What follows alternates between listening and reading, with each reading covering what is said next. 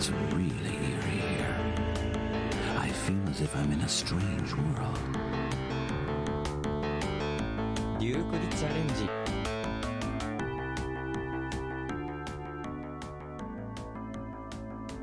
Dot level, thank you for 42 months. Holy crap. Welcome, everyone. Dino, thank you for the 100 voices. Holy shit.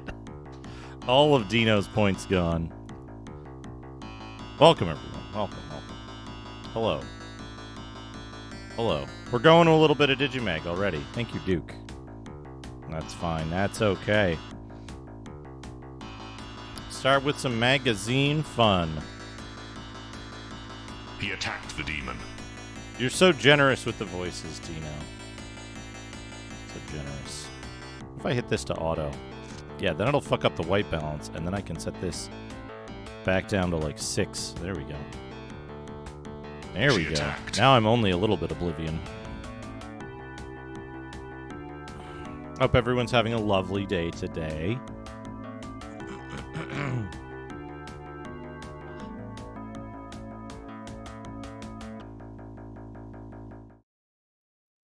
Let me load up some dungeon music. I need to expand my dungeon playlist. That's something that we need to do one of these days. Chubo had a suggestion. Good morning, Lawn Dog. Dana. I told you. I fucking told you. I fucking told you.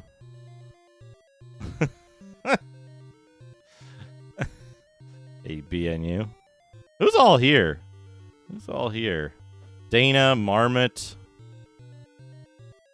Abelrassi, Zerodyne. Did I already say Marmot? Marmot. Dino. Dr. Tasty 69, Darren. Dot level, of course, Duke 1102, Freeze Dried Glacian.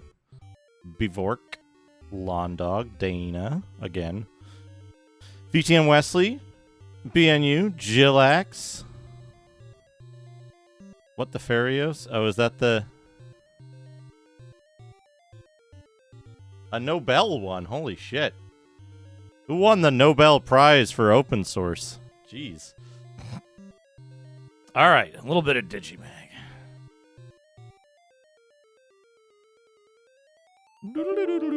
Whoops. Give it a second. Sometimes it doesn't like to go there. What if I open a putty to it? No? Still not?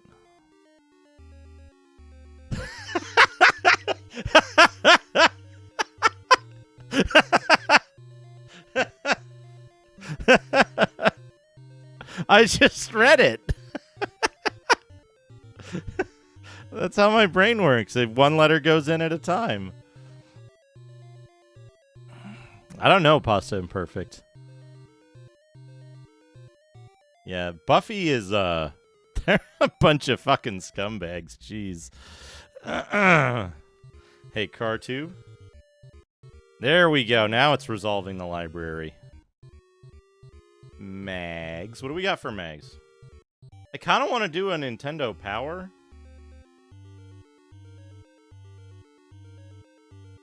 But,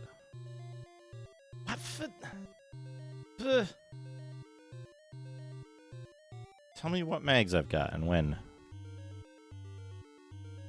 But I kind of want to catch the PC magazines up. We might have to do a computer and video games.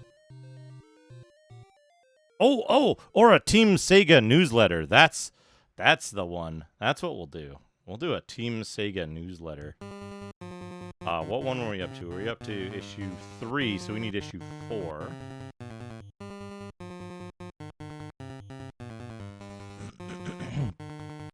Hey, Krigath, good to see you, guys. Terminus, Ractron, welcome everybody.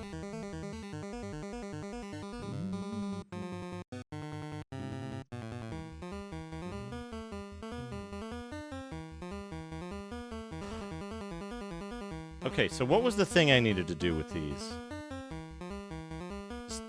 put these in a zip file. And then rename the zip to CBZ. I think it'll open.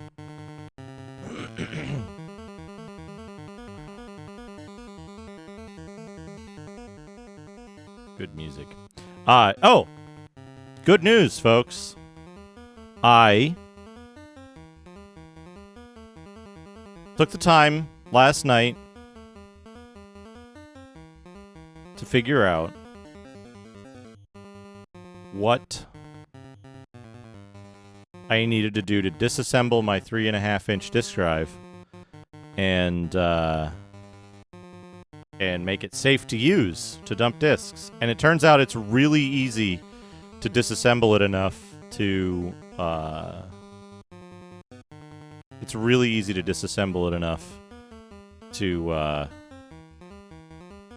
to clean and make dumping safe. So now we have dumping back. Dumping is back on the menu.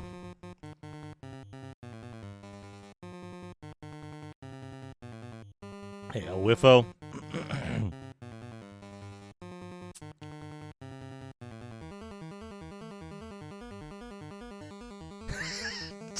Dot, I don't know that I ever expected you to use that emote, but thank you. No, now that I can... They'll be clean now. Thunderblade, a review of Sega's hot new helicopter combat game. Enter the Dungeon Adventure World. Man, Dungeon Adventure World sounds like a really good fucking... sounds like a really good, like, website. Dungeon Adventure World. Let's see what's up. Yes, Soppy, how's it going? Car, could you imagine that, though? Attack helicopter, dungeon adventure. If you accidentally walk into the walls, you'll get you just die instantly. You have crashed. Game over. Here's an interesting thing. Here's an interesting thing to see in a Sega magazine. The Pro Play Home Arcade. Here's an interesting thing to see in a Sega magazine. Now the fun starts.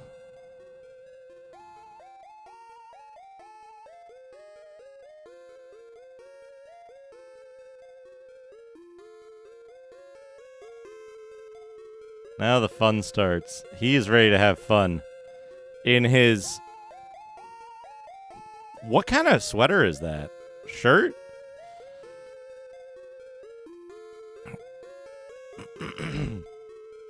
Shirt? Does it say HGH on it?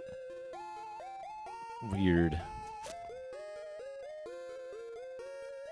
The Sega Gamers Network.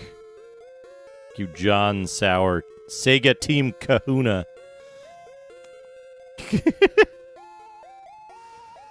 What do we have here? Sega Input. The mailbag. I've been a Sega fan for a long time, and I still think it's the best. Your magazine is great. It shows that Sega really cares about its customers. I just want to say that you are doing a great job in making cool games, and that you are the best video game system around. Folks, if you wanted to travel back in time and get your letter published in a Nintendo or Sega magazine, or any video games magazine, really, just compliment the magazine out of nowhere and be like, you got the best magazine. Let's see, tips from the team. In the first round of Choplifter, go to the spot where those flying things come out of the hatches in the ground. Hover next to it and shoot the flying things. A Superman-like character will appear on the hatch and then fly off the screen. When he appears, the hostages run faster. You can get him to appear more than once, making the hostages run even faster. Jeez.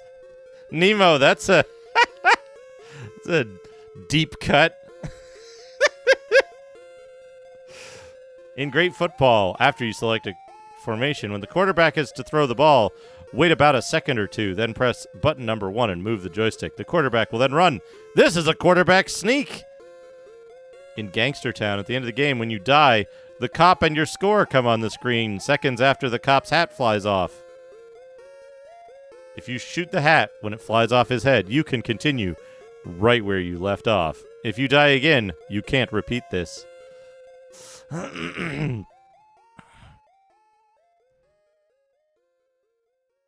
In Wonder Boy, to find out if the doll is hidden inside, throw a hatchet at each rock. If the hatchet goes through the rock, then the doll is hidden inside that rock. This saves a lot of vitality. This is the humping every wall in Doom strategy, but much earlier. In Alien Syndrome, use the laser, not the flamethrower, to destroy enemy bosses. Lasers travel further and faster and do more damage.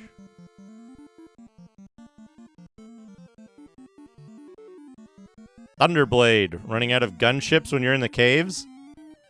See, there you go. Gunship in a cave. Dungeon Adventure World.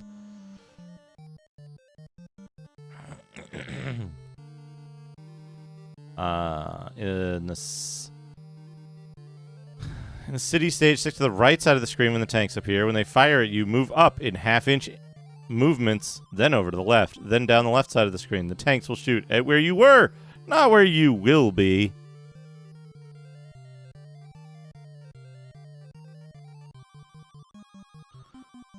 This one actually,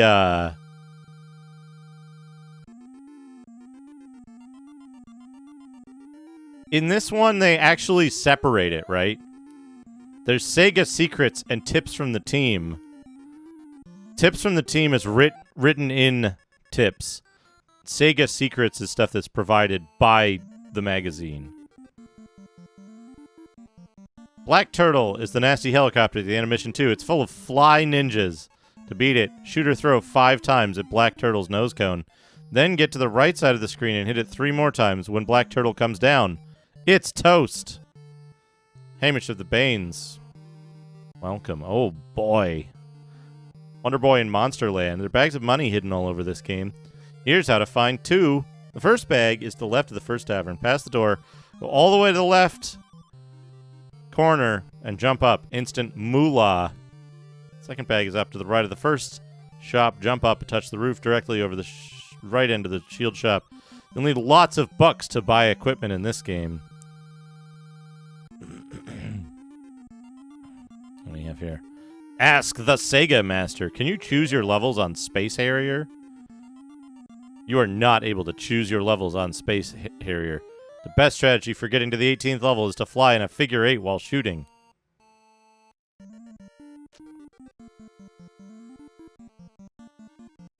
This will put you in a secret screen where you can choose to be a jet.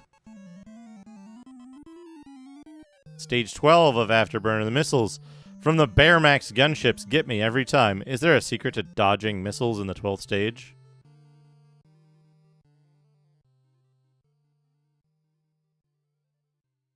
Stay at the top of the screen until the missiles are closely approaching. Quickly pull down to the bottom and wait for the missiles to approach.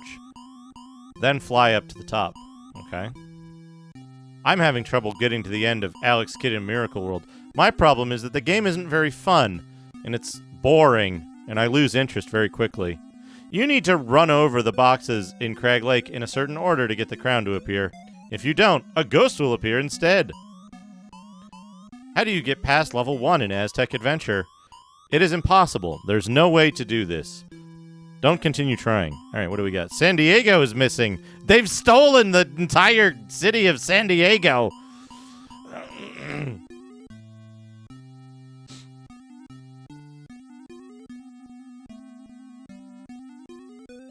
If you want to know the latest in world affairs, then don't read Electronic Game Player magazine. What? What? Oh! We've got draw your favorite Sega game art. You're doomed! I'm coming, Tanya. Help, TomTom. Save me!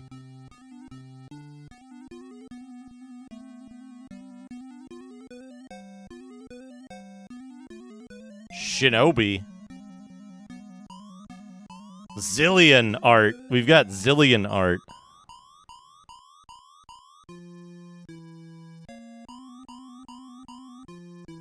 The bonus Opa Opa.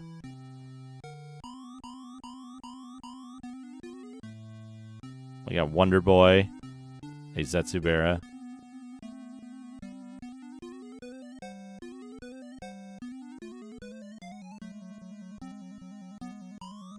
Oh, yeah. We've seen that, Cartube. Shinobi.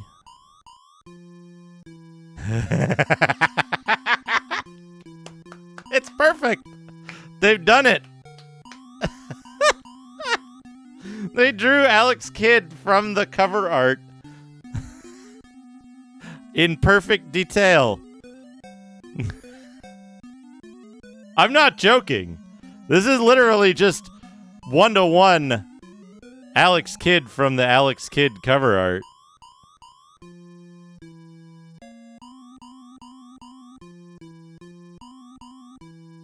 Oh man, Electronic Game Player magazine. This guy with the hexagonal abs, and what the fuck is he? Maybe we don't want to know what he's doing. This guy with his gigantic gamer fist. Probably playing Alex Kidd in 3D.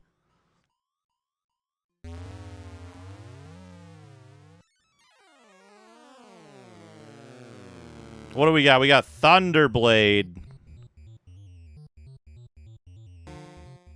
This magazine had, like, extreme water damage, and also, like, they didn't flatten it when they scanned it. Evade incoming choppers as you zoom through the city. Fly in between skyscrapers. As you rail enemy tanks. Double Dragon. Oh man, Sour says, the continue feature will help you get through this hot game. Hidden continue features. Ragadom, how's it going? This game is wild. Remember to move fast if you want to use the dynamite. Also, rumor has it, there's an invincible mode hidden somewhere in the game. Can you find it?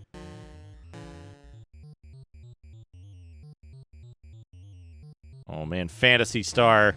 The power of swords and sorcery at your command. Unlock the secrets of Phantasy Star. Throw that skeleton. This right here is the perfect adventuring party.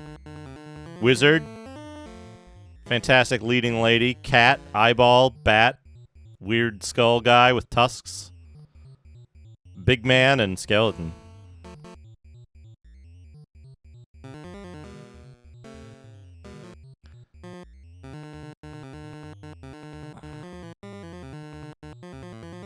Duke it out with nasty critters.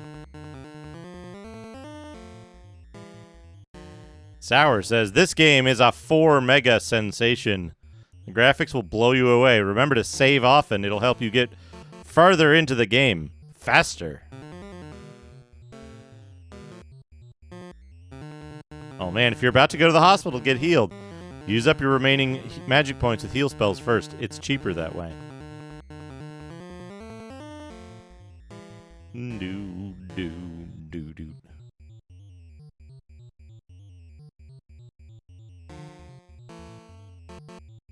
Oh man, software checklist. Remember when all the games on a system... Oh no, it's Owlbear. Owlbear cartoon.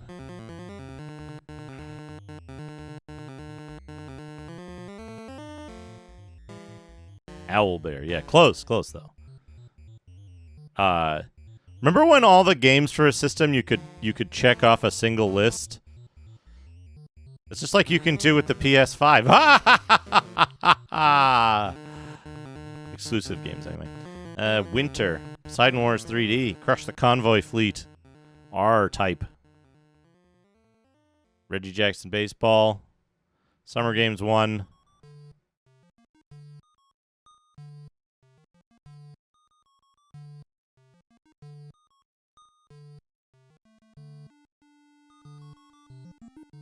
Wise. Altered Beast, California. Okay, I misread that. Because of the spacing between... Yeah, Wise, TM. The Vanishing Omens. So... Because of the spacing... Because of the different spacing here... I read this as Altered Beast California Games. one title.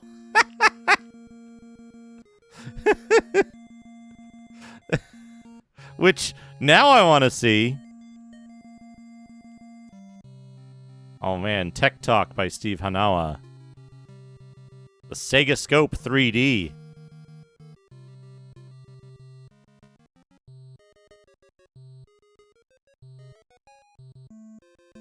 This is the guy who has the giant Opa Opa on his desk. Look, here's how 3D works. These two people who are joined at the elbow see a different bomb because they're in different eyes. But they both see the bomb that's in front of them on the floor. Fortunately.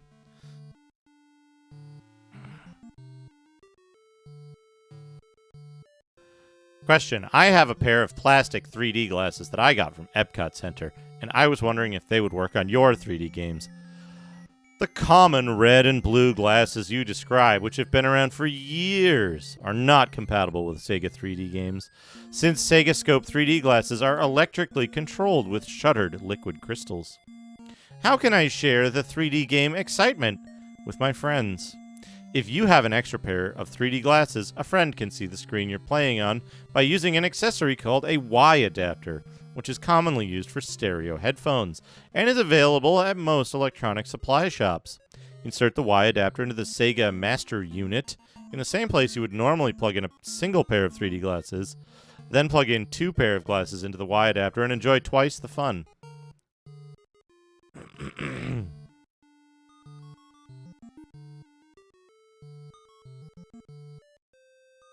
Man, I wish I had a Thunderblade poster, a Thunderblade Sega pin, a Thunderblade shirt, and a Thunderblade hat.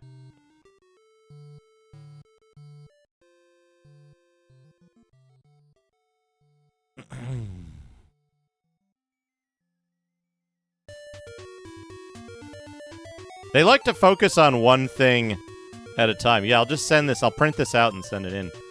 Blow away your competition with the Zoomer, the Zinger, the Jizzer, the Ultimate Super Stick, the Jazz Stick, the Hot Stuff, the Viper, the Wireless Ultimate Super Stick. Oh shit! Power Strike! Oh man, open the throttle and send your missiles screaming in Sega's first special edition game.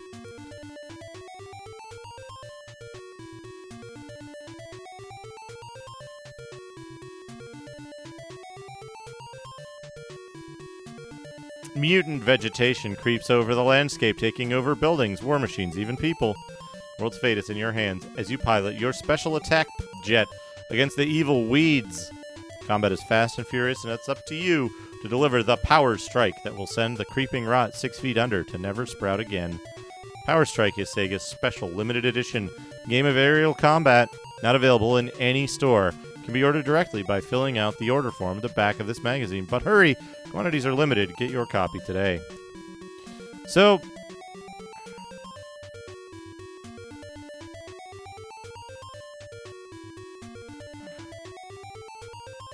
well, that's Sega. This is Bishu. Bishu fucking sucks. They just had a lot of capital, so they invested in advertising. And then their build quality was absolute dog shit, so...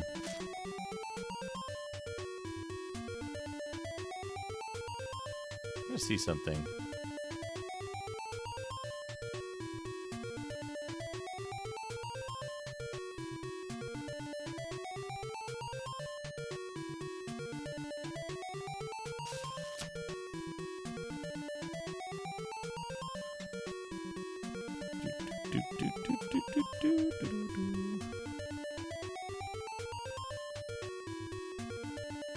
A complete in-box SMS Power Strike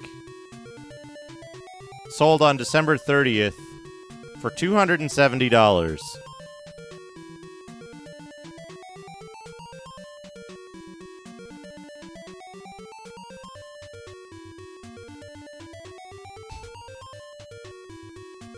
$270 game, Power Strike.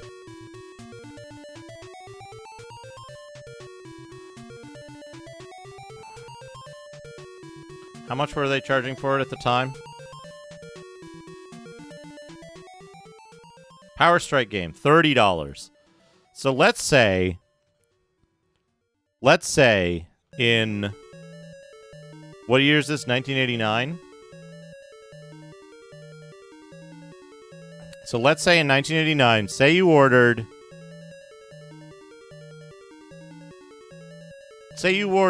10,000 copies of Power Strike for $300,000, right? So now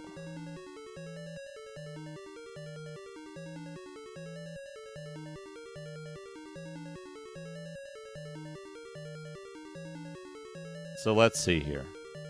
Hold on. We'll round it.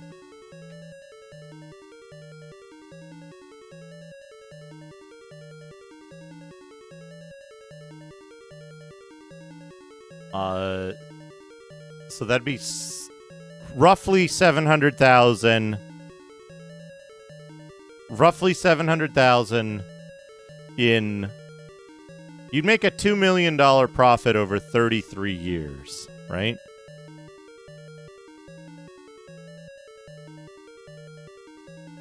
That's not that much.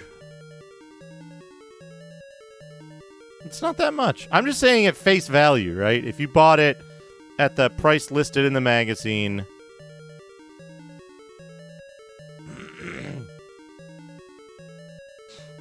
If you bought 10,000 copies in a magazine and held them for 33 years, you'd only be making 60,000 a year. It's not that much, all things considered, right? It's not that much.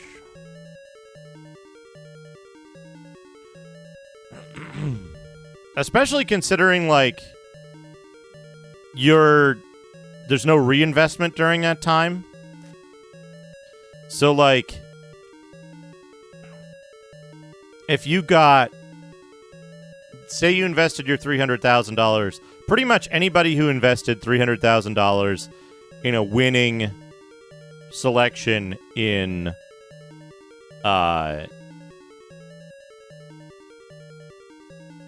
anyone who invested in a winning selection in the stock market in 89, let's say you just invested in Nintendo. Was Nintendo public in 1989? Say you bought stock in Nintendo. Say you bought $300,000 worth of stock. Sir spam some.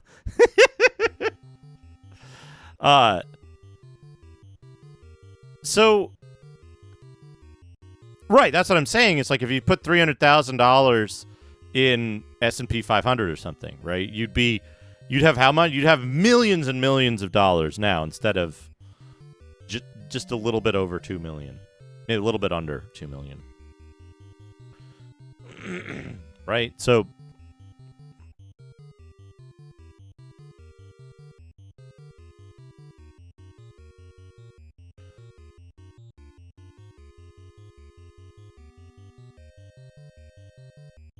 what?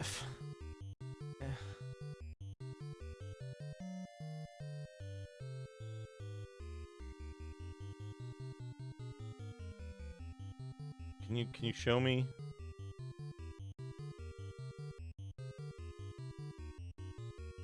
Can you show me 1989?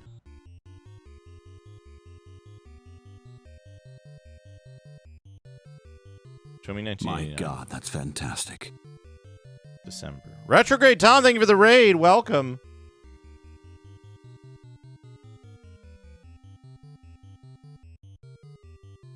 I don't remember making Yahoo trusted. No script. Thank you very much.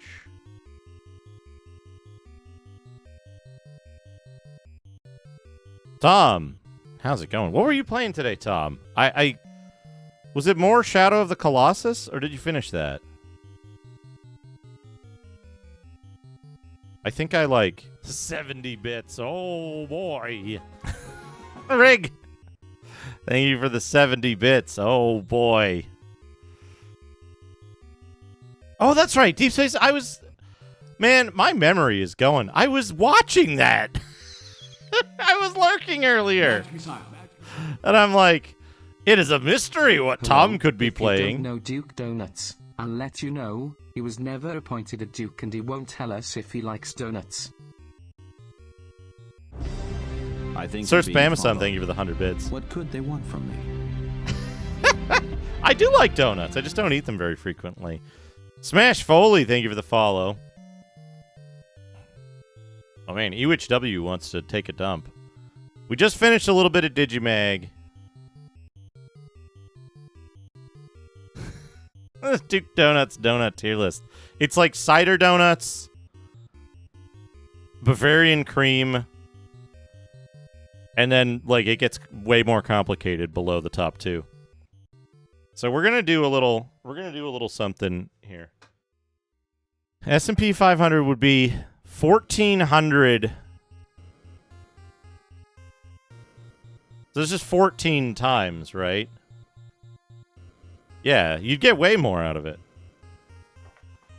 We were just discussing whether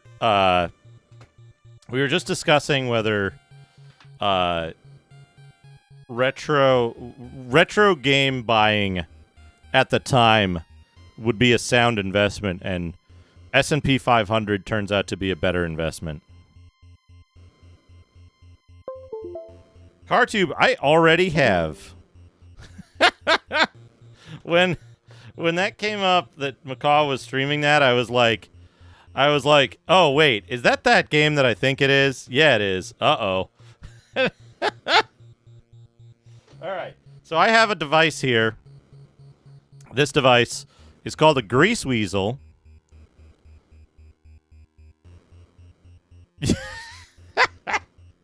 Yeah, buy overpriced retro games now. Spend $1 million on Mario. So, this is a device called a Grease Weasel, which is it's got a Shugart interface on it, which is the interface for floppy drives. And it connects to a 3.5-inch floppy drive, which I have here. And it has a USB connector on the other side, which identifies it as a serial device. So you can't use this as you can't hook up a floppy drive to USB exactly like that. So what this does is allows me to read floppy disks in a manner that's a slightly different manner, right? So instead of reading this as a Windows disk, it's going to read it as a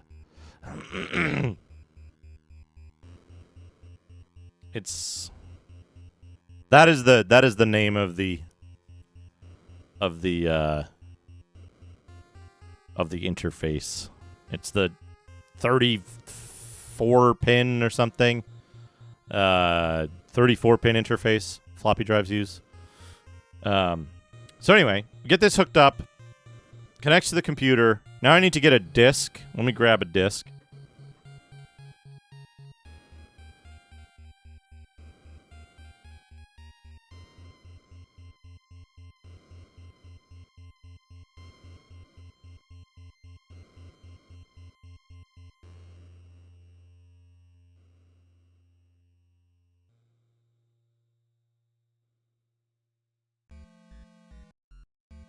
And just in case I've got some alcohol here. So the first thing I'm going to do is I'm going to check to see if the disk is, if the disk surface is shiny. This one appears to be. I got to check both sides. I have to check if the disk rotates freely, and if there's any dirt that's on other parts of the disk. There don't appear to be. This disk looks good. We're going to put the disk in. Now we need a command prompt.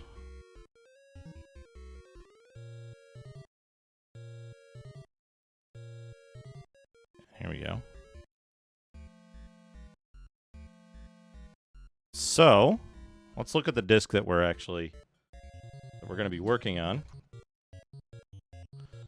The disk we're going to work on is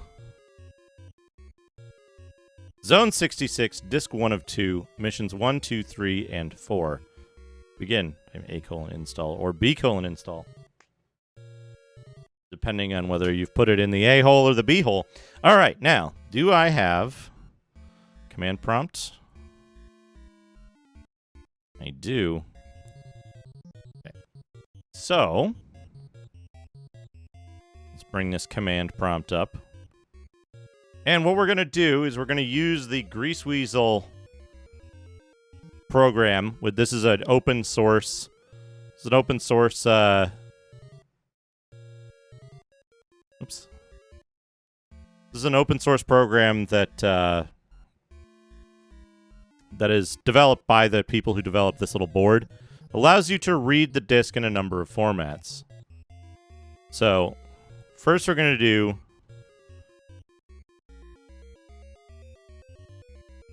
a regular read here. Track 0 not found.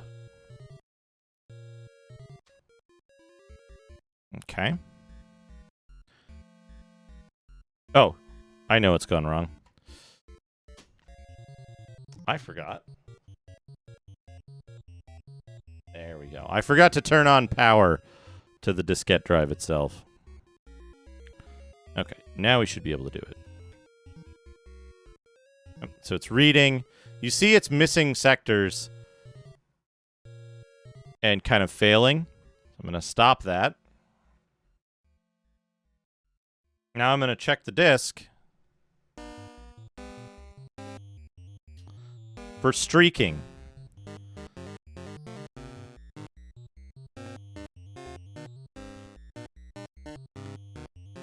I don't see any streaking on this disk, which may indicate that the disk is just failed. Too old, too low quality when it was originally created. Can I do -- help here? Yeah, so we want... Since we were seeing the number change, we want to do retries, maybe 10, maybe 6 retries.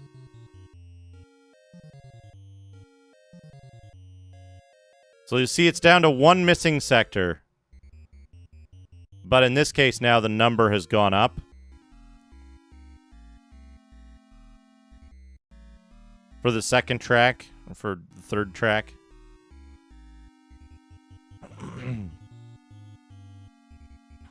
So it's missing a few sectors early on. It corrected that one. It's having some trouble. So I'm going to let this run a few more tracks, and we're going to see if there's any streaking on the disk. If there is streaking, then we need to go in and actually clean the drive out in between attempts. Well, that doesn't work.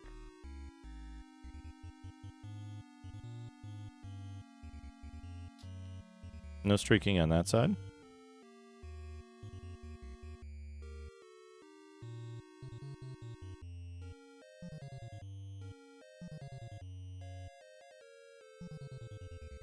No streaking on that side. So it looks like that's just a bad disk.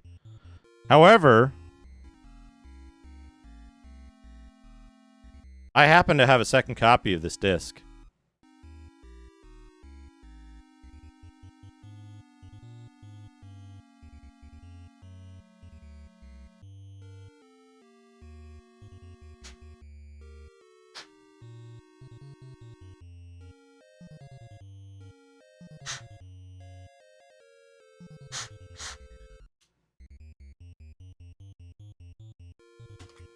So we'll try this copy.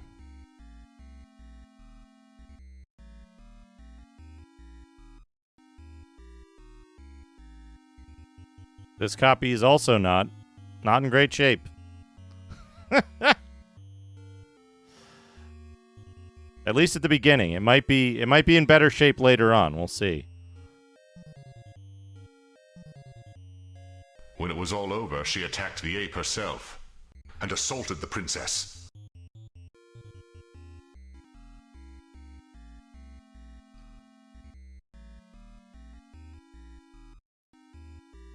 Yeah, many of these discs I expect to not work.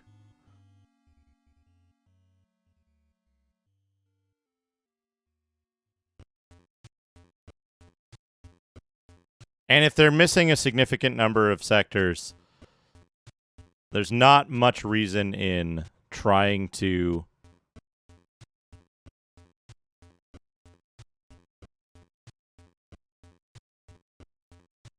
Yeah, not these two. Not these two. I usually set it to 6 because between like 1 and 5 retries, it usually stabilizes.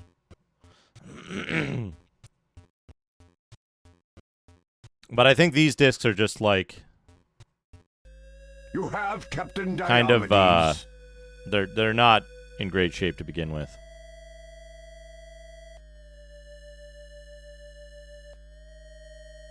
A huge inmate confronted her.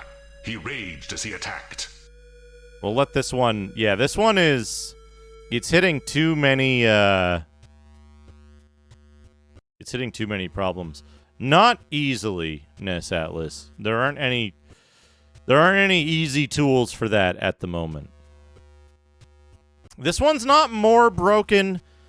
It's just more spread out. It's, the bad sectors are in... They're in smaller clusters around the disk rather than in large segments.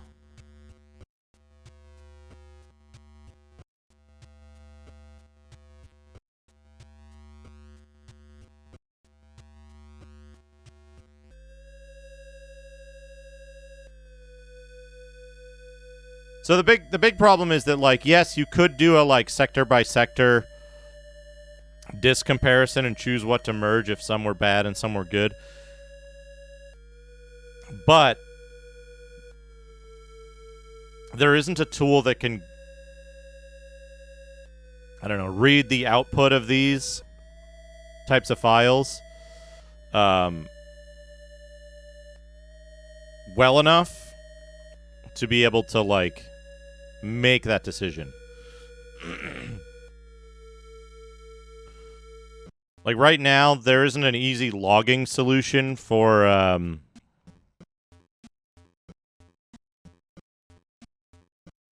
there isn't an easy logging solution for, the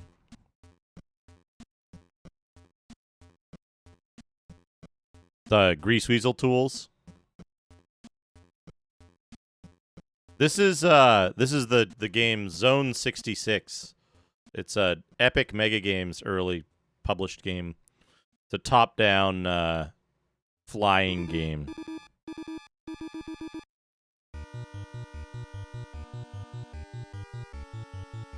Like Time Pilot kind of thing.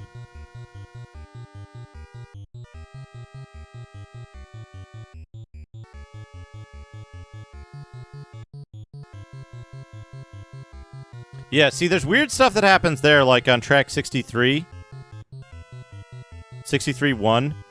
It was missing 13 sectors, and then it retried once, and it got it.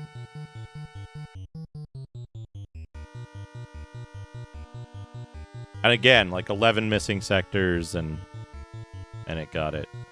We're almost at the end of the disc, I think. It's what? 80 tracks?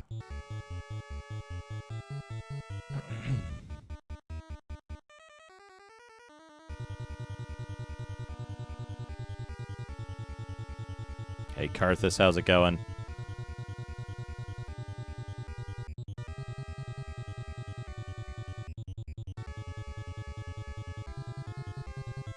Yeah, you'll see a lot of these are actually correcting it, but here's one where it's just not getting anywhere. So you can see here's a map of the disc and where the bad sectors are. So we know where the bad sectors are. The only problem is, like, this is probably enough to render it unusable because it's only 97% of it.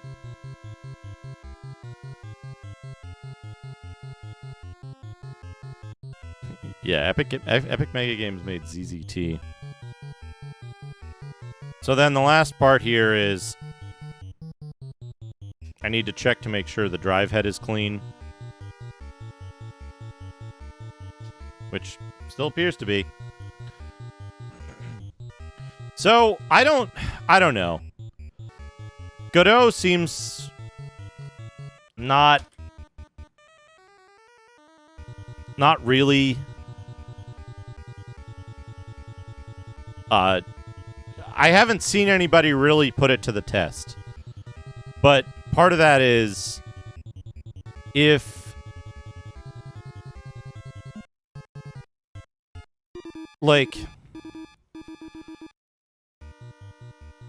people are making games with it at all, even if it's not like a big budget game, then it's a success, right? Yeah, so like, I think Godot is a success just for that, right? Yeah, so this is likely, this disc is in a lot worse shape because one side of it is basically screwed and is missing one sector everything. Could Cruelty Squad have been made in some other engine? Probably. But if people are actively using an engine to make games, then I consider it a success.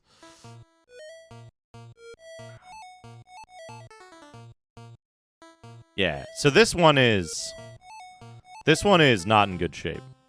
This one is not in good shape. So, since we had limited success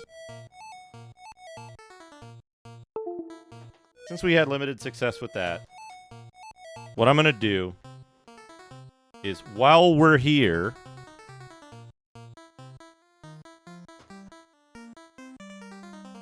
we're going to also clean the drive, which involves popping off this cover.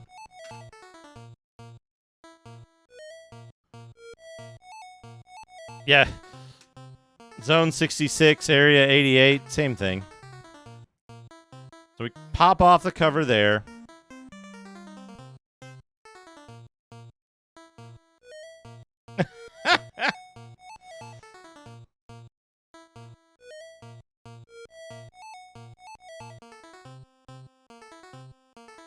Get a little booze on the stick.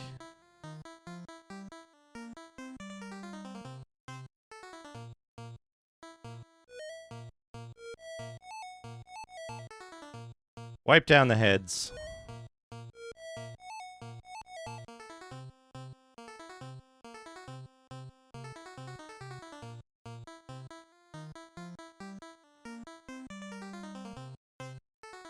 Wipe them down with the dry side.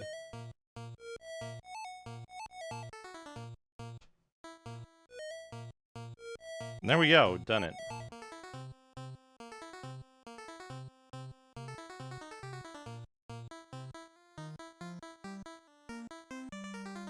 And this goes back up.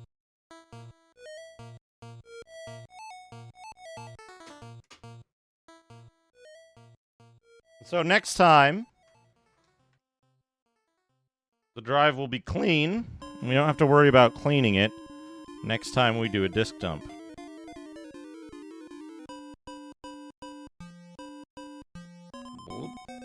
Unravel. Okay. I really should put a thing around this to, like,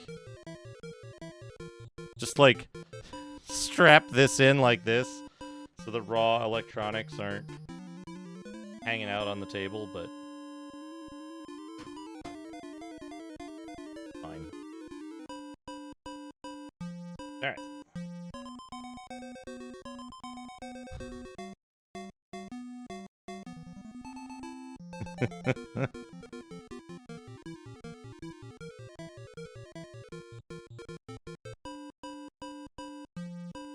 Uncomfortably fun. Famous song by Pink Floyd.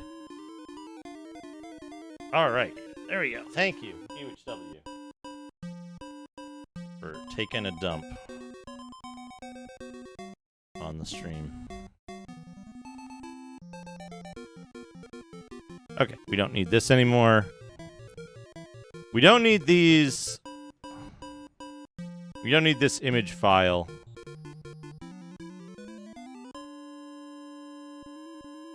And then I have a...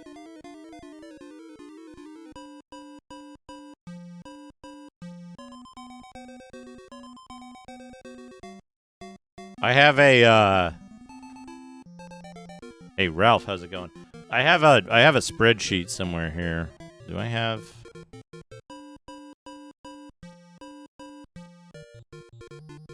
Is this it? Yeah. I have my catalog of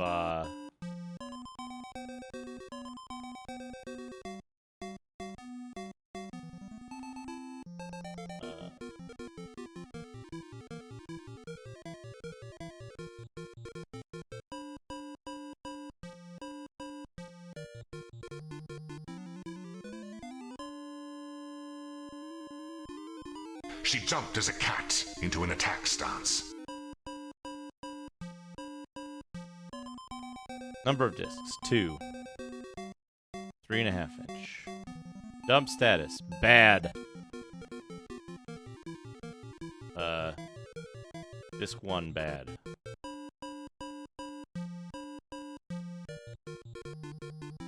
I have 2 copies of it here. We know that both discs 1 and 2 are bad. 1 copy. Let's go in the bad disc pile. We got these lined up for next time we do a dump.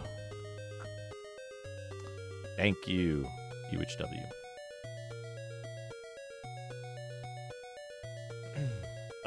Team Sega newsletter issue 4. All 88. All right, there we go.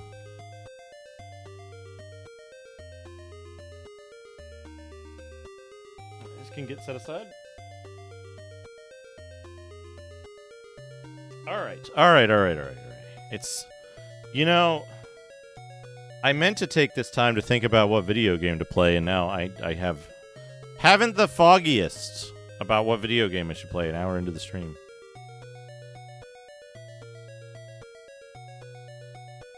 Although I was thinking about something. You know, remember when games... Shadrock is going to redeem a think. There we go. You remember when video games used to be called adventure?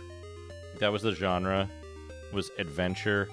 And adventure games were like Simon's Quest and, adventure games were like Simon's Quest or fucking Milon's Secret Castle or shit like that. Those were adventure games.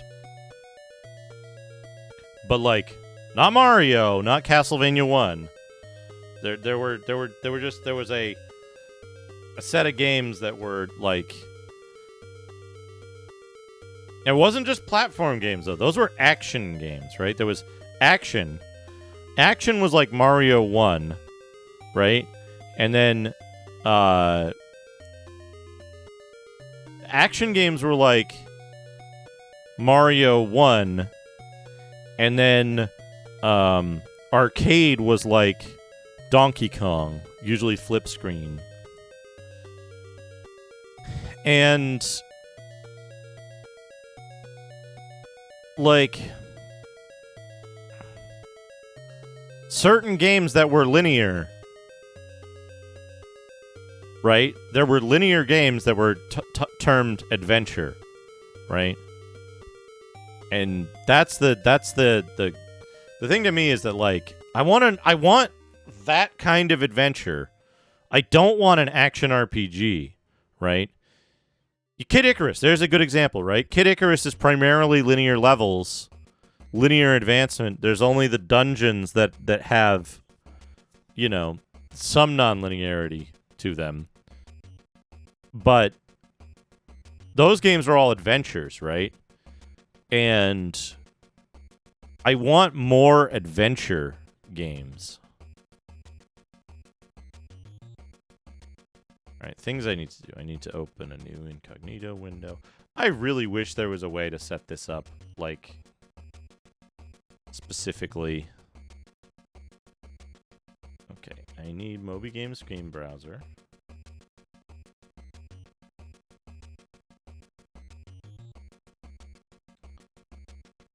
And then I also need ESX Data Center 2.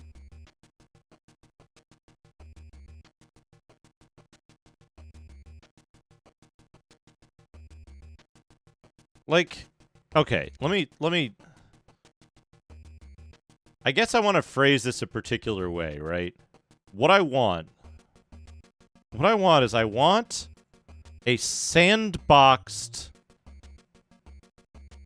web browser that has its own, like, that has its own persistent logins and stuff, that has to be launched, like, in a protected container. Do I just have to, like, make a VM and launch the VM when I want to do this?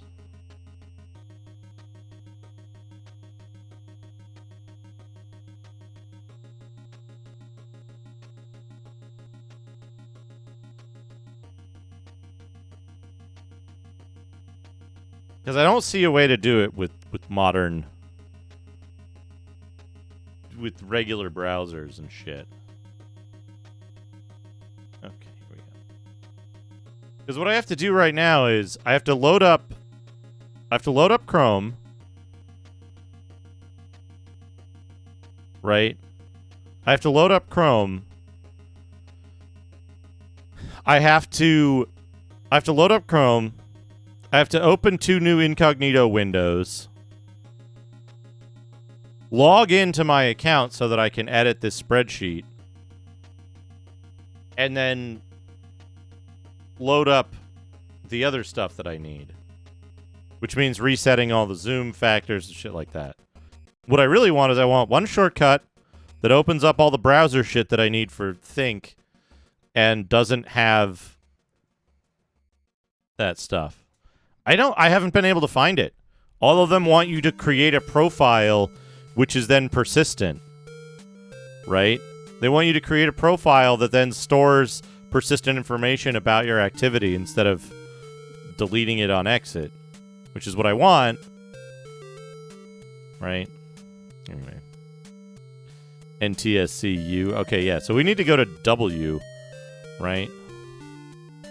The surprisingly large W. And we're going to finish out...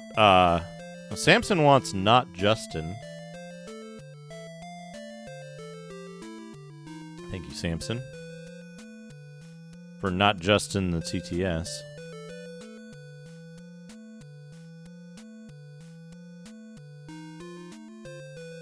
Yeah, but then it's... Continue light. Now dumping floppy disk, please wait.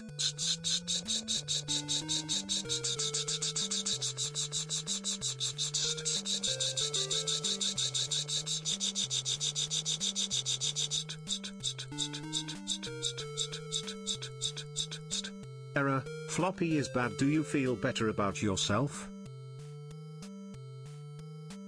Give it 100 bits, Samson.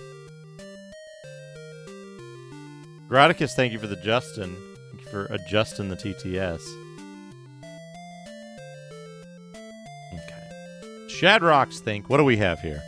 Wakeboarding Unleashed? No. Wallace and Gromitz's? No. No War of the Monsters. Did I play Warriors Orochi? I don't think so.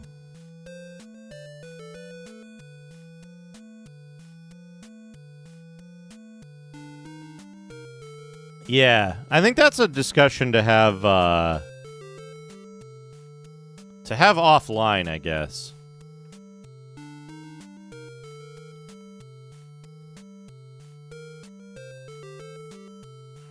Okay, so the list, here it is. So what did I play out of this stuff? I'm pretty sure I played Way of the Samurai. I'm pretty sure I played We Love Katamari.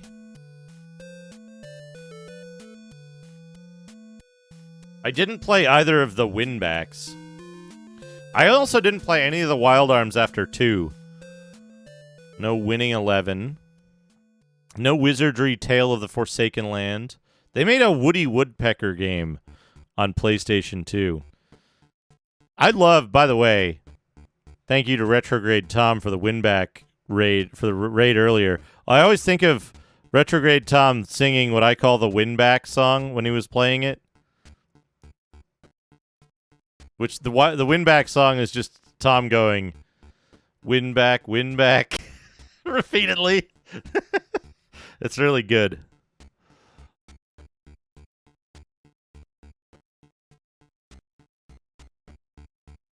Winback 2, Project Poseidon.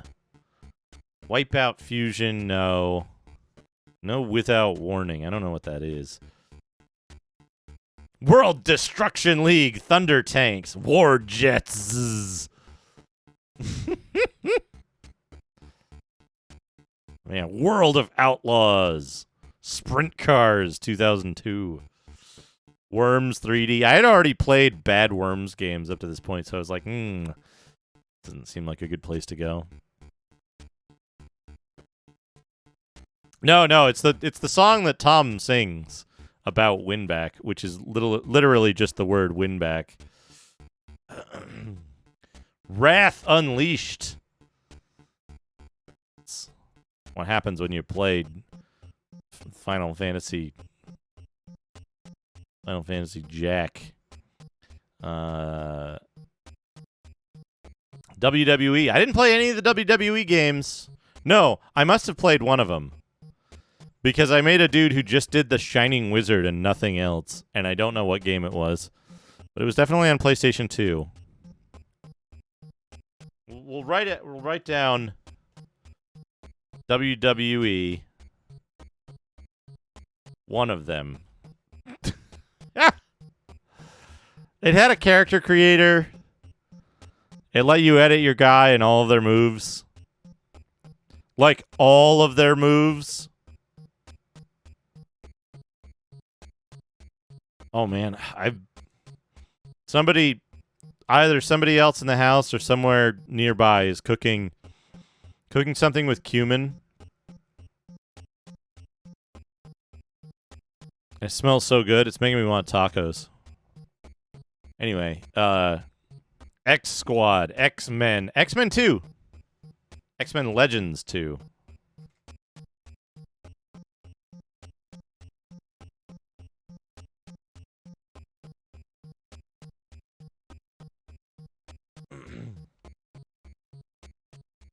Uh, 13, no.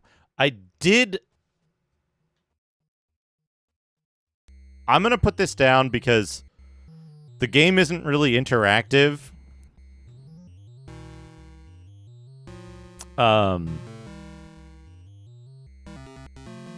Xenosaga Episode 1, I like had the controls for a few minutes. My roommate had the game. Yeah, it could be. The, like, yearly SmackDowns versus Raw. I made a very large man with spindly limbs and a shining wizard. He was kind of like, Siemnastrona. I don't know if you saw it, Sir Spamasum, in Discord last night. I think Dana...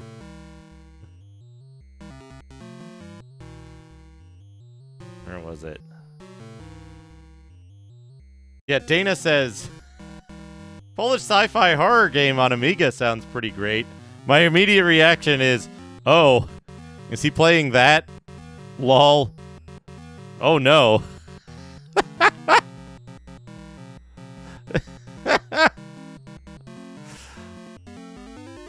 That That was my reaction. I've played that game before. You had to go to class because of a cutscene. Missed a cutscene because of that. Oh, Ciemna Strona. It's a Polish horror comedy adventure on the Amiga. Yakuza 2. Yanya Kabbalista City Skater. I know the name of this game, but I don't know why. I don't think I played it. I definitely haven't played this game.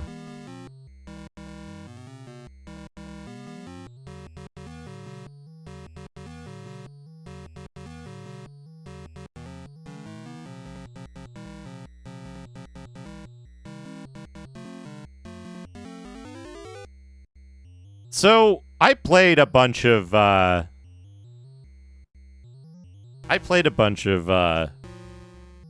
Zone of the Enders, or Zote, as a lot of people refer to it. Zone of the Enders, the second runner.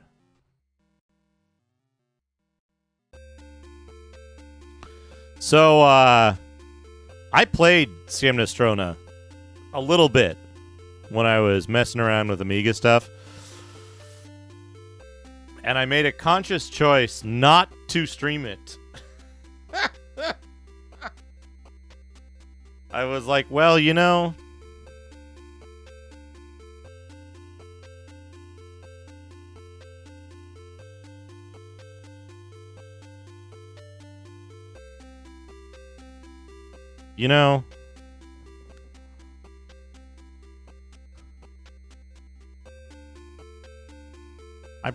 I don't want to stream this. Not because I was like, oh, it's too risky to stream, but because it was like, yeah.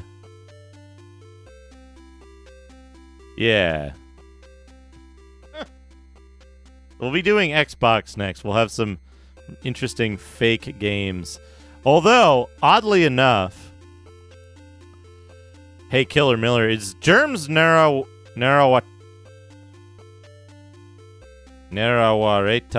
Machi. Is that the game where you go around the city and then you get out of your car and you go in the subway and you take the subway and then you get back in the city and your car is still where you left it because the game somehow inexplicably tracks that kind of stuff?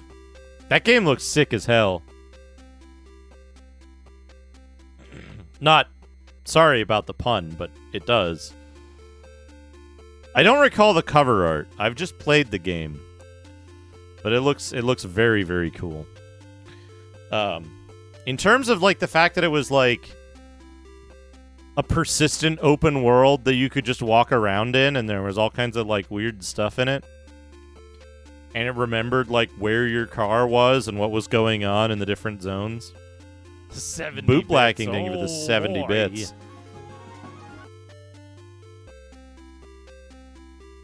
That's a very cool game.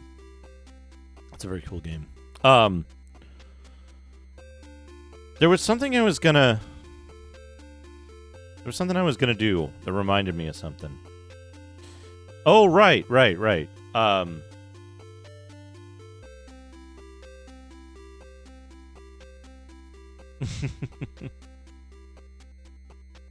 Oh, that's good cover art.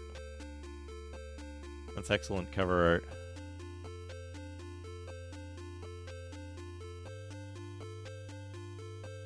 So, it's true.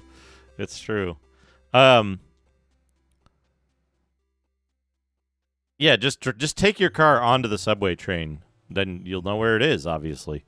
So, Ciemna Strona, I was going to say. There's a few games that I've picked up on Amiga, and I've been like, there've been a couple of reactions to it, right? Do I still have this up?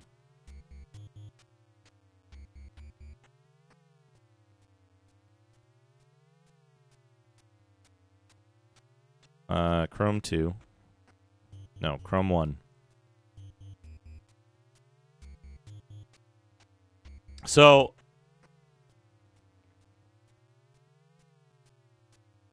I have some of this stuff.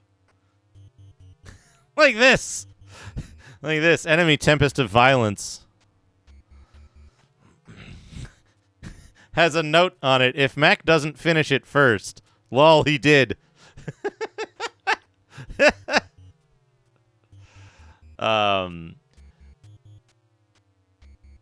There's Lorna, which is just funny. Tower of Souls needs research. Tower of Souls is that's a hold on a second. I want to use a word. Yeah, okay. Tower of Souls is an intractable game. It's intractable, and it's like Bardic Broadcast is the only person I know of who's completed Lorna. And well deserved as well.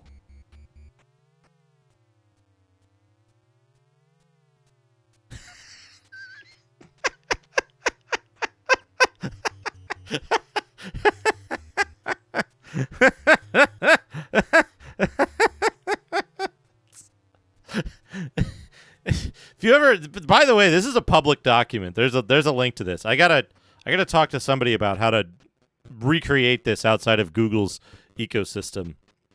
But oh, that reminds me, Dana, the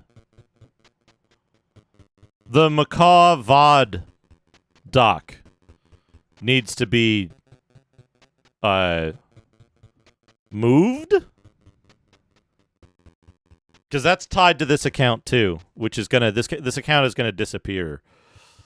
And I don't know what's gonna happen to publicly shared Excel or Sheets documents. So, Perihelion and Tower of Souls.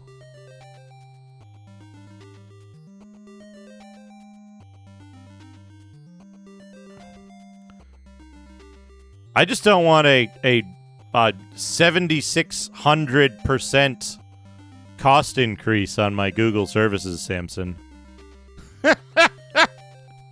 7,600% is too much of a cost increase to justify use. So I need to move to something that's not. I need to move to something that's not per user basis, which means probably setting up a cloud-based tiny VM instance to run Linux and a mail server and like a tiny web server or some shit. And then it's not per user and not per bandwidth. Right? Perihelion is... Man, that game is... I don't know. I don't know if it's unfinished. Is Hosted Exchange $4 per month per user though? Because that's the I would have to make major changes to my workflow to do not per user stuff.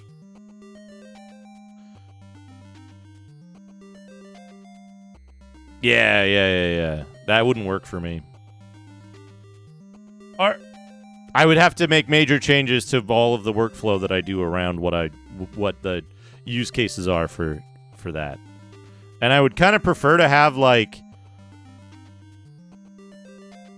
I'd like to have a what's the word for it? Container. Not containerized in the sense of like Docker, but like I'd like to have a small container of a system that I can like back up and then restore to another hosted instance on some other service if whatever service I'm using becomes shitty. Right? But who knows, right? That's a lot of work. I've got until July or something. Yeah, sure. Hardware agnostic or host agnostic, right? Where it's like, okay, I have a thing that I can back up and that I can restore to some other system, and it can be, it can work with minimal setup, right? So, what was I going to say? Right. So, Alf and not Alf. Lords of Doom is the Alf game. There's a theater in the game that has Alf in it, and it plays like Hurlments or Hurlemont or however you pronounce it. Hurlments, the Atari ST game that's werewolves, and it plays a little bit like Dawn of the Dead, which I don't remember what system that's on. Yeah, Tower of Souls is another one that needs like a ton of research. Anyway, Siem Nostromo didn't make it onto this list because I played it on stream briefly, and I was like, oh. I was like, what? I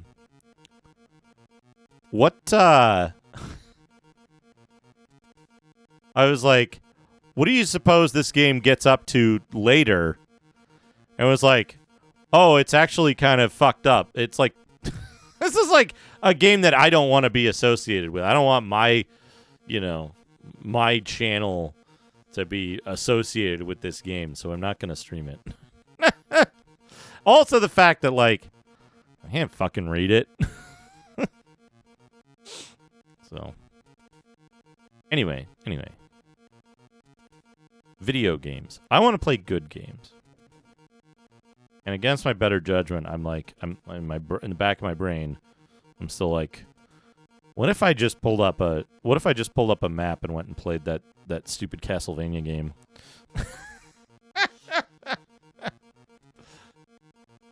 But I don't think I want to. I don't know. I want to have it finished, but I don't want to play it is the problem.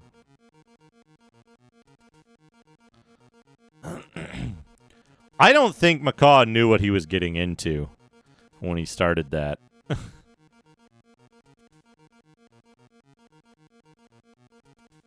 I don't think Macaw knew what he was getting into when he started that and just had to roll with it. He's good at that, though. You know, he's good at rolling with the punches, as they say.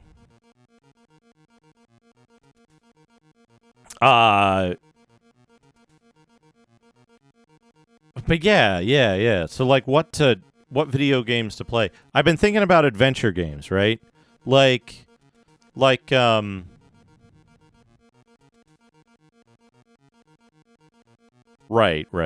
I mean, here's the other thing, though, Zetsubera, is that you can tell where the game's gonna go based on the content of the dialogue.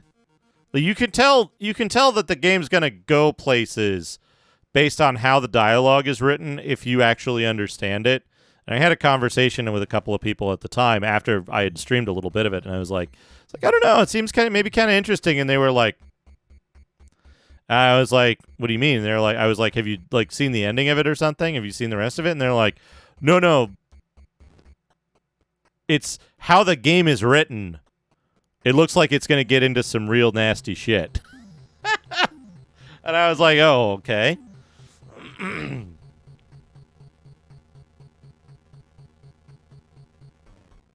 Because, like, apparently, like, it's, like, really... I don't know the right word to describe it now, but it, like, crude. It's, like, the same kind of... It's the same,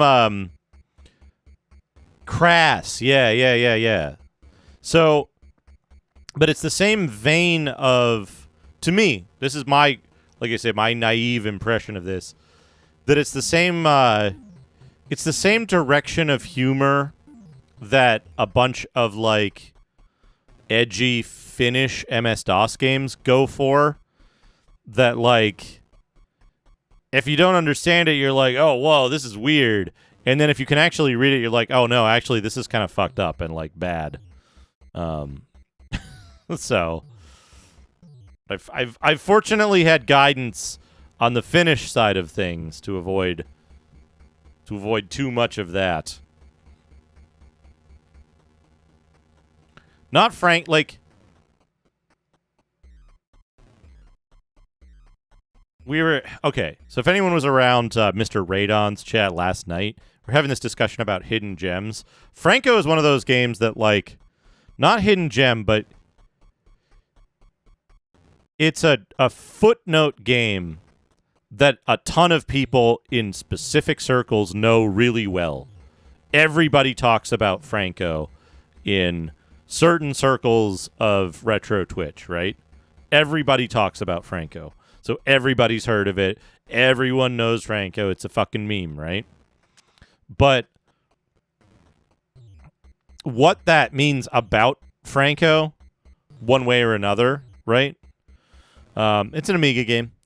But what that means about Franco one way or another, it doesn't change how it would appear to someone outside of that circle, or someone who hasn't seen it, or someone who, who isn't part of this circle, right? There's Street Hassle, right?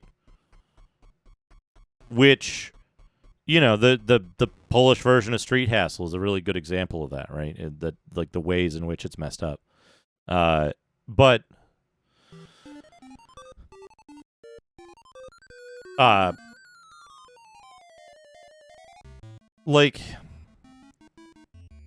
there's other games that are outside that might not be weirder, but or maybe they are weirder, right? But they're just less well known because they haven't had as much exposure. They haven't caught hold, right?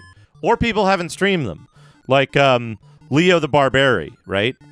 Like Leo the Barbary is a fucked up game, and you're better off not understanding. You're better off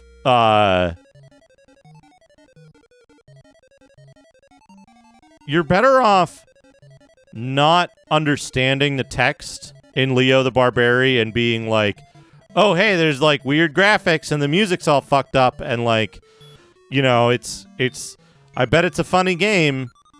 But then if you actually can read the if you can read the text, you're like, oh, actually the people who made this are probably kind of horrible people. So it's funny to meme on, but it's funny to meme on if you don't understand it. But once you do understand it, you're like, oh, no, don't stream that. So, right, it's that's the thing there, right? So, I don't know the answer to that. I do need to take a quick break, though, because I'm hungry. I need a snack.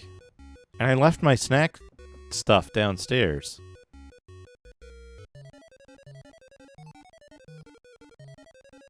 Anyway, I'll be right back. Please enjoy some RoboCop while I get myself a snack. And, I will be right back.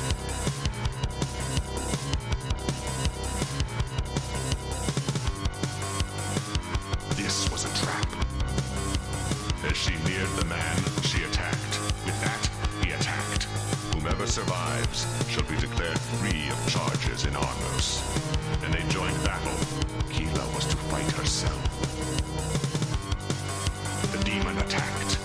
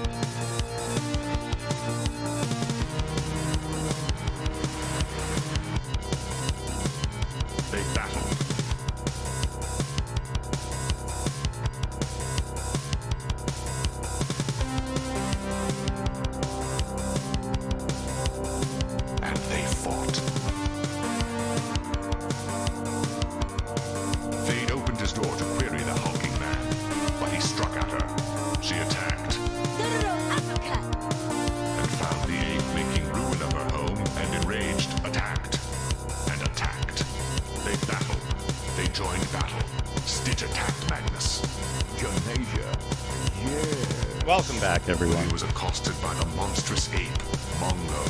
Head toward the thief. Your followers are waiting there. A test of combat ensued. Korath attacked. Korath laughed and attacked him. I got to have a bit of the meat dish that I was smelling. There was a whole big dish of it.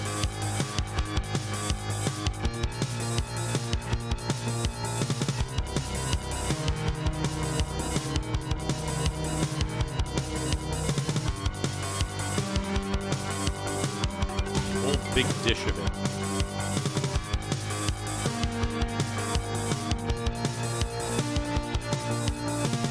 Korath attacked the assassin. Brother, I am hit! My sword arms have leveled up. Itinerant soldier. Struck Magnus and they fought. But Korath attacked Thank you him. for the Justin. 21 did not turn, and Ayara attacked. So she attacked to subdue him. Go back to Fate Doodad time. cried. Her sob was broken by a demon attacking her. Enraged, she set upon the ape. He went there only to find her cold heart armed to kill him. Oh, Dallas. Ayara cursed the demon for invading Oh, her sanctuary Dallas. and attacked. This was a trap. Oh, I think I saw this. Wait. Yes, I saw that.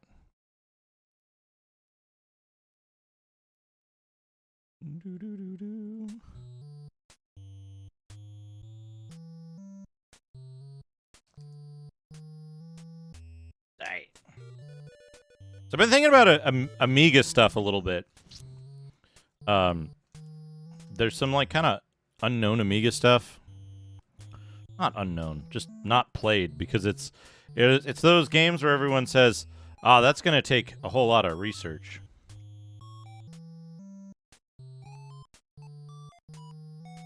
So I feel like there's a scale of adventure, right? And the scale of adventure, like,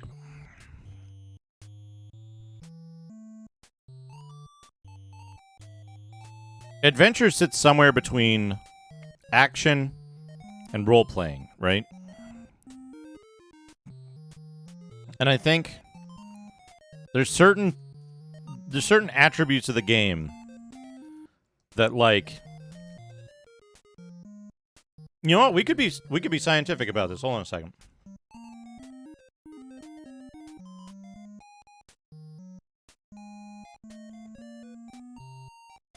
Is this? Yeah, give me this. We can be scientific about this, right?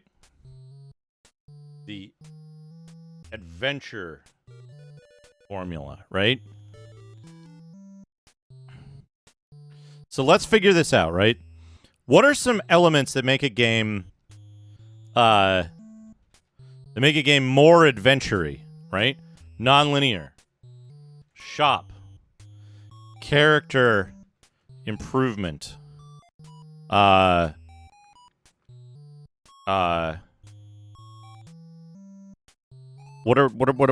are some other factors here? No. Puzzles have nothing to do with it. Those are for puzzle games. No. Not mini games. So let's here's an idea, right? Here's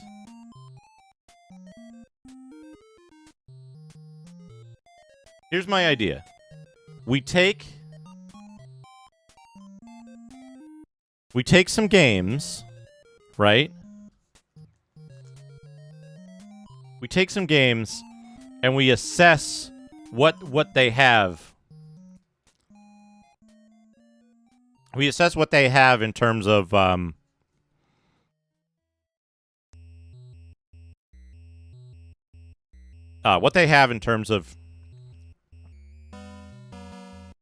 these features versus what they don't have, right? So let's start with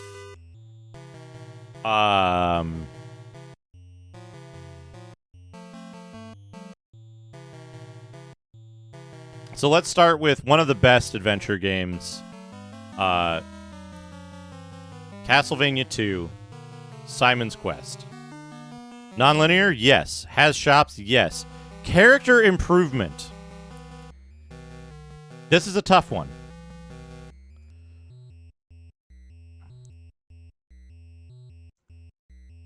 Because you get... Oh, that's another good thing.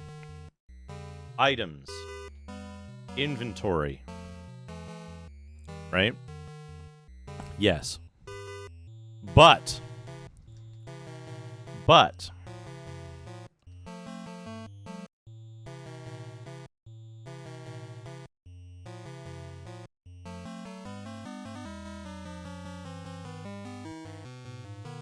you get character improvement. But I think the character improvement... Does it reset when you continue? I think it does, yes. No, it doesn't, right? Your progress to the next level... your progress to the next level resets, but your level itself doesn't reset. Right?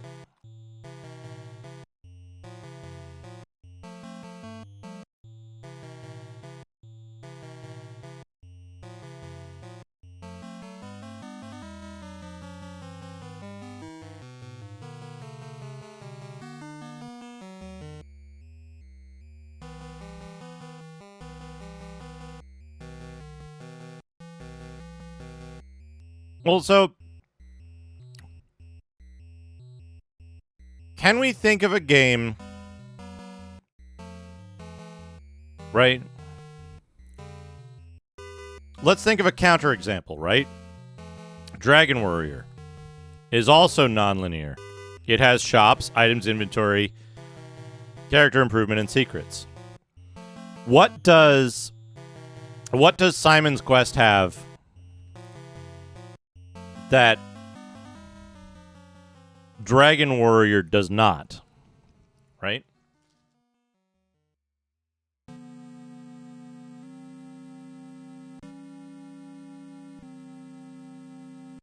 But then we can add to that, right? Let's do this.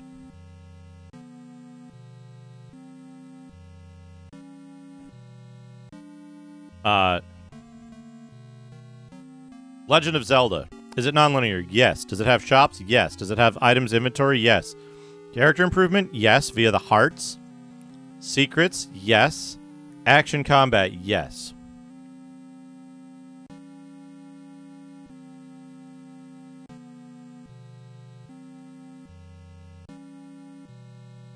Right?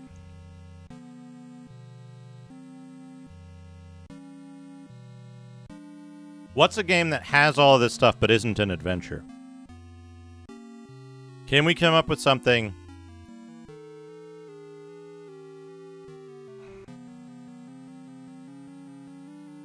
Metroidvania isn't a genre. Metroidvania is a neologism. Emphasis on the jism.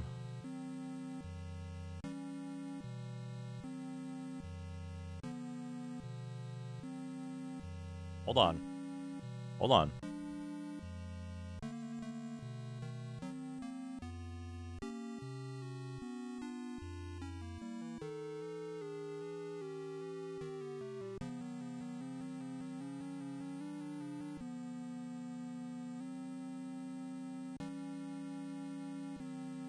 We got to get out the big book, the comprehensive game pack guide for the NES.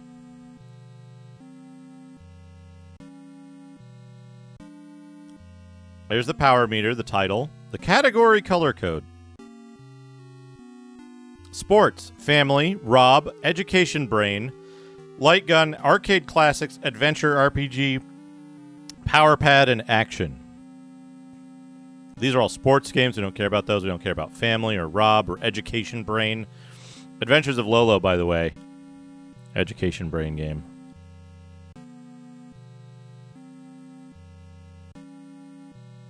Also, Archon and Castle Quest.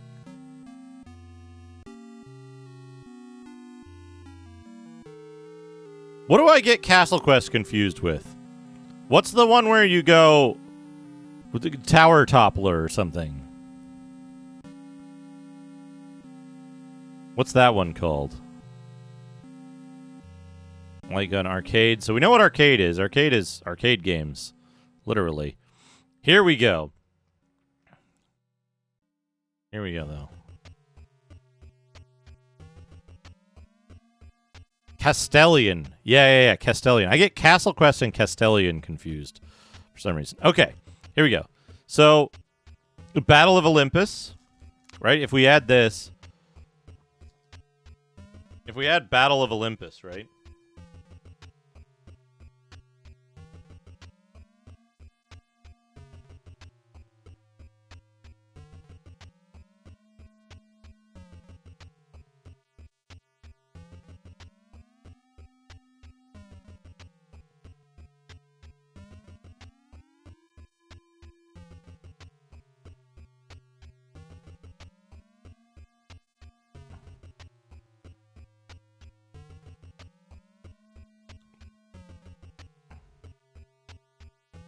Casino Kid. Dash Galaxy.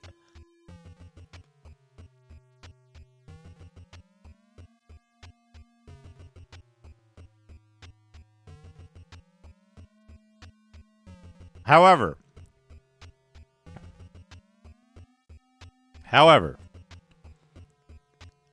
it's important to note my definition of adventure does not align directly with this. It merely uses this as a basis.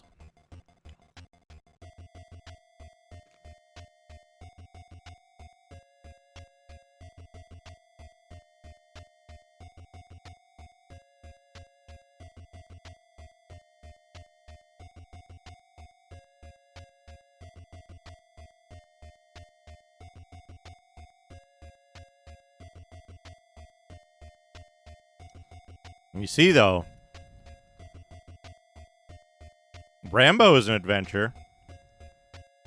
River City Ransom is an adventure.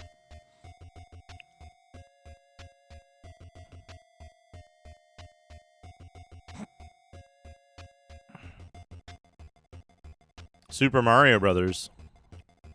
Teenage Mutant Ninja Turtles.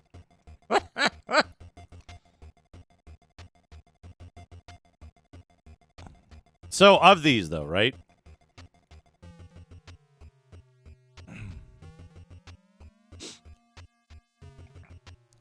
So, of these, right?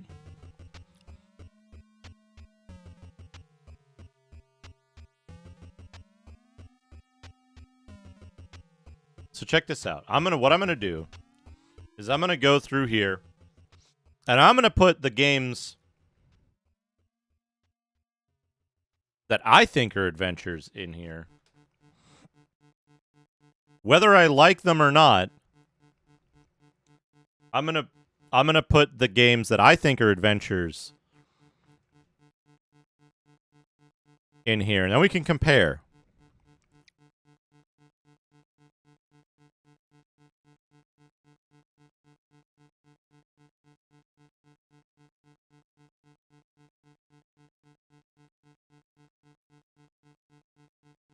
Because it's no one single game. It's no one single characteristic.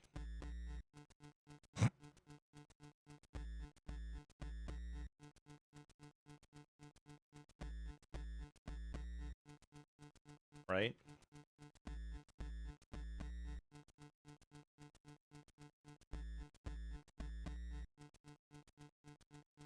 I'll also include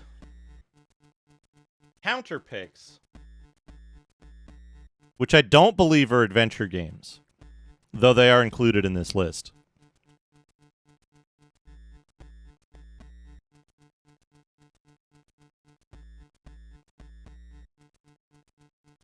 I'm also going to include games that I think are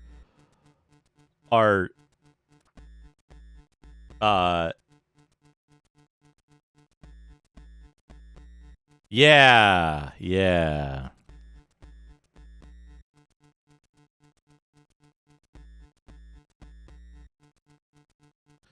Why, you've never heard of Monsteropolis? Monsteropolis is in ruins. The sinister Dr. Wily is ruling with his army of evil mechanoids. Mega Man, you're our only hope. That's where Mega Man takes place. Anyway. It's a new thing. No, I saw that, Shadrock. I think Ultimo mentioned it in the Discord.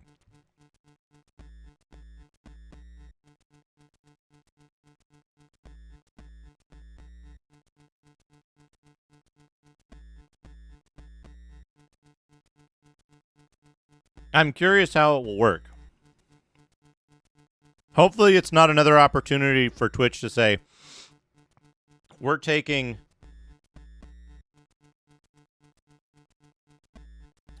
some of your money and you don't get it.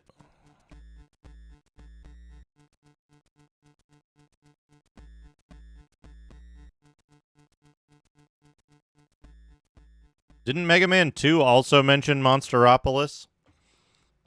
I know this because in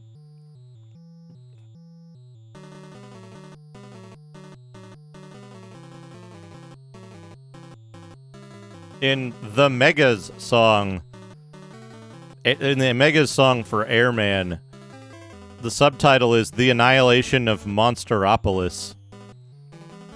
And they rhyme, I will fly high above Monsteropolis with I'll rain terror down on the general populace, which is incredibly clever.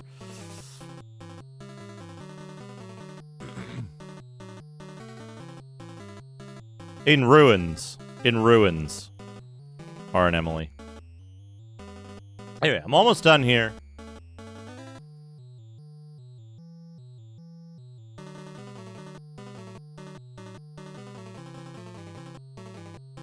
Even though I hate it, Superman is part adventure game.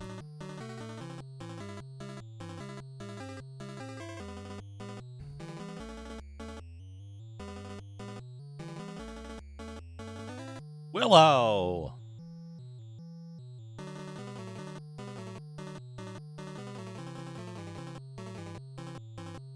Okay.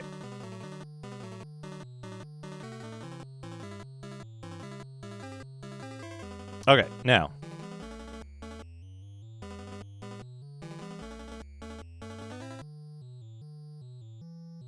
What? That's something different, Ralph. That is Boost This Stream. That's different from the Boost Train.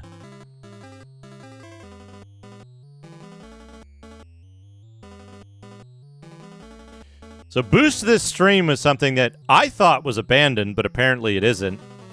Where there's a community challenge that comes up, and you can boost the stream by contributing to it. So they were rolling that out to select people, and like people who got selected for it got like one Boost This Stream thing. They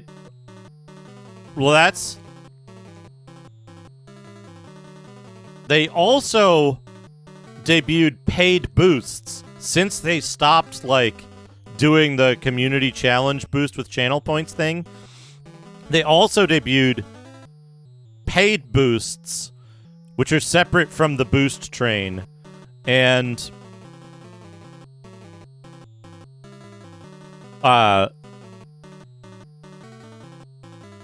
those were, you just pay money to Twitch to boost the streamer, which sucks because the boosts don't work.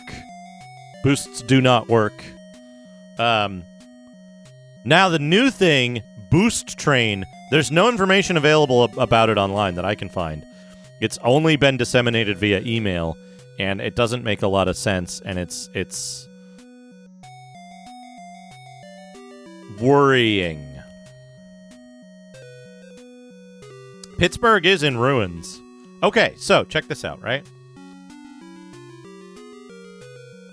Check this out. This is what I got. This is from the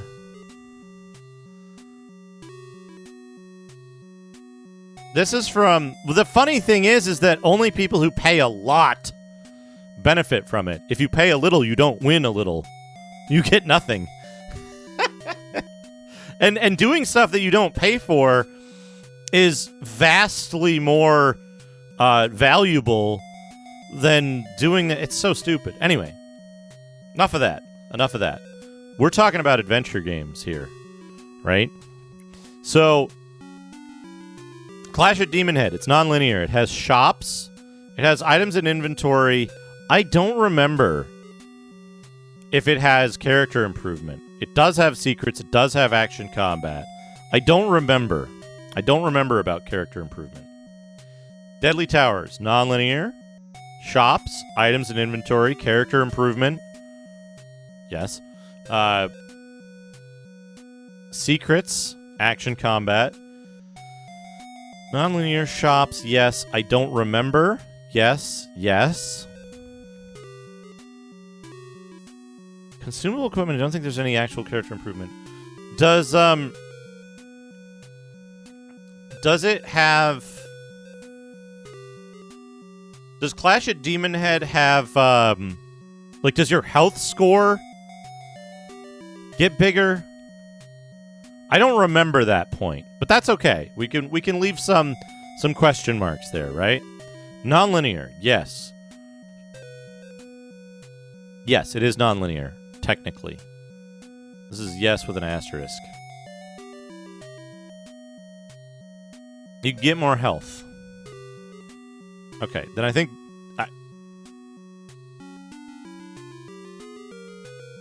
I'm confused which answer that was for. But if that's true of both Dr. Chaos and Clash of Demon Head...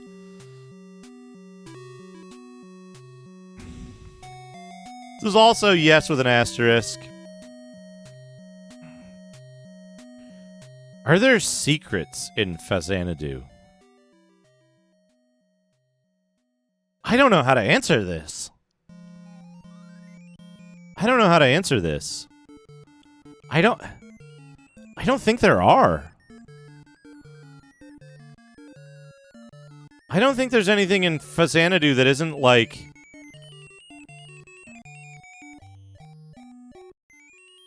The optional towers are... Here's the weird thing with Phazanadu, right?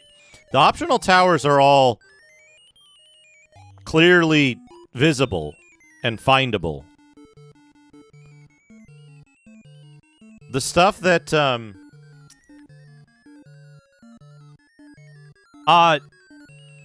not yet, Smebble, because I think there's a fair amount of overlap with this.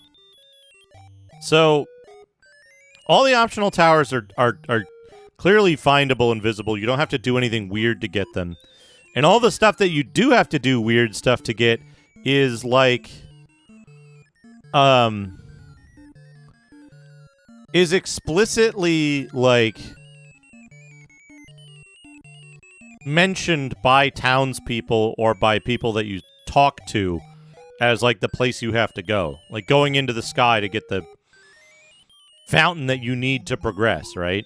So I think Phazanadu doesn't really have secrets, right? Golgo 13. Non-linear? No. It's not non-linear. It has... There is a place that you go, and you're free to go other places before that, but if you don't go to... There's no branching paths, I think, in Golgo 13, right? There's no shops. It does have items and an inventory. Character improvement, I'm going to say no, but with an asterisk. Does it have secrets? Yes. Does it have action combat? Yes. Yeah, Golgo 13 is linear, but you're given, like...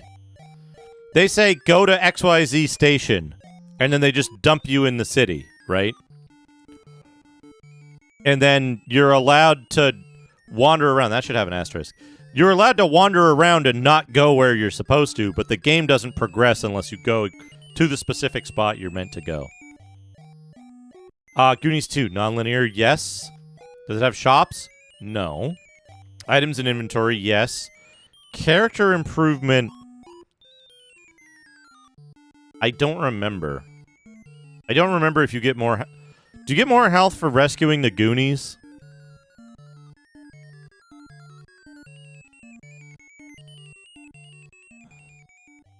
Secrets, yes.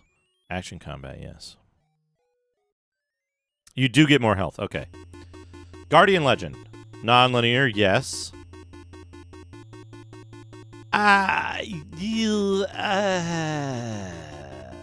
No, it's not non-linear. There's side levels, but the side levels are... The side levels are...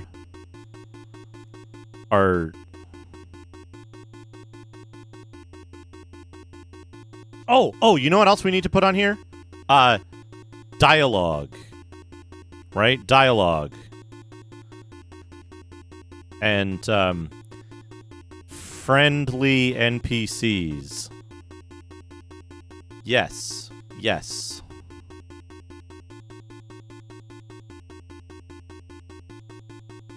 Yes, for both of these. Clash at Demon Head, yes, technically. Deadly Towers, no. There's no dialogue. There's only the things. So in Guardian Legend, the only stuff you can do out of order is the side missions, right? Because if you do the corridors in order, you get the keys that you need to do the next corridor. Where's Dana? Dana, tell me about the Guardian Legend. Dr. Chaos, I don't think has those. Fazanadu does. Golgo 13 does. Goonies 2 does. Guardian Legend does. Oh, Golvelius. If we're gonna move away from the NES, we've got Golvelius as another one. Doesn't have dialogue or friendly NPCs. Yeah, I didn't think it did.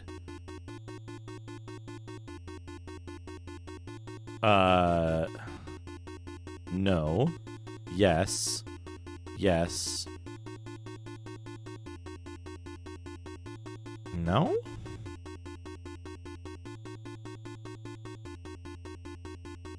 Secrets, yes. Action combat, yes.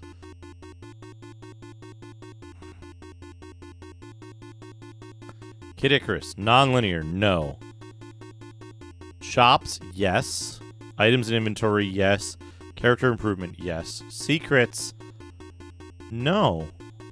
Right? I'm pretty sure Kid Icarus has no secrets in it. Like secret areas that you can go. It has hidden techniques how you can get better at the game. But, right? Yes. Shops. Yes. Yes. No. There's no star on that.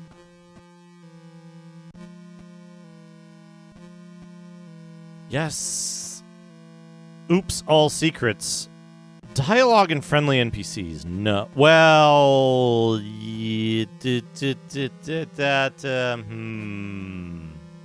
Wait, Dr. Chaos doesn't have shops. Dr. Chaos doesn't have shops. Did I mess any of these up? I think that's fine. Hydlide. Hydlide is non-linear. Does Hydlide have shops? I don't think so. I don't know. Shit, it's been a while since I played Hydlide. It does have character improvement. It does have secrets.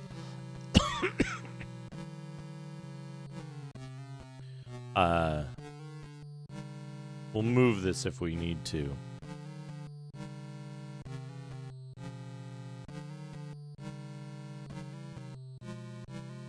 So, this is where it gets tricky, right? Because to me, Hydlide is an action RPG.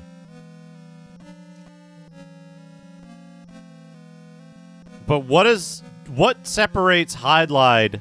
Does Hydlide have shops?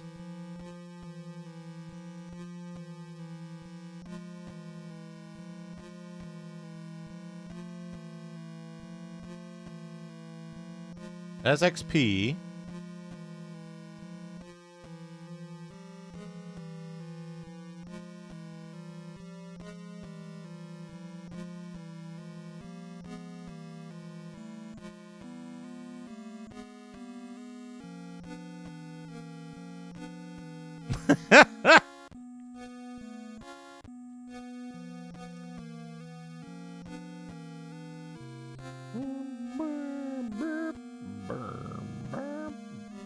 Got him walkthrough. Story controls, the basics.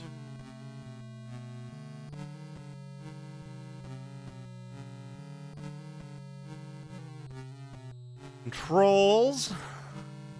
Life meter, strength, experience, magic meter, information.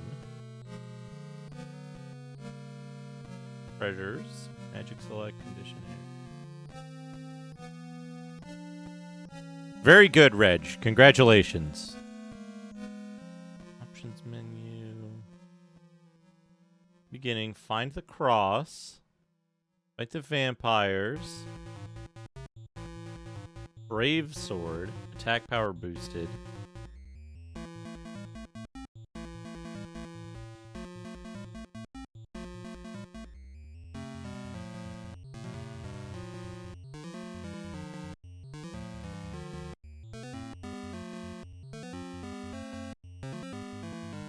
This guide sucks.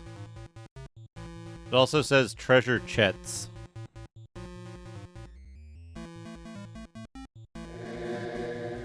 Sir Spamasum, thank you for gifting a sub to Internet Friend. Dr. Tasty, thank you for the 100 bits.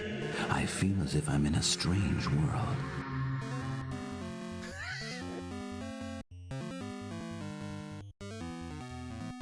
Some fool said that money is now growing on trees.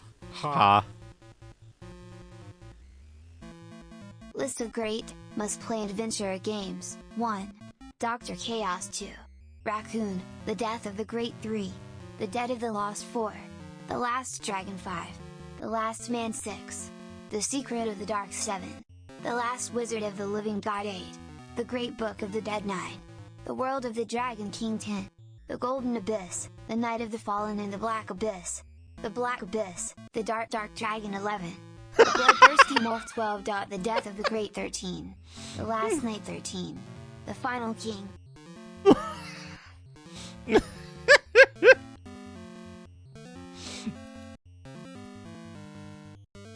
The Golden Abyss, The Night of the Fallen, and the Black Abyss. The Black Abyss, The Dark Dragon. Also, Raccoon, The Death of the Great. Don't tell Dino. Don't tell Dino.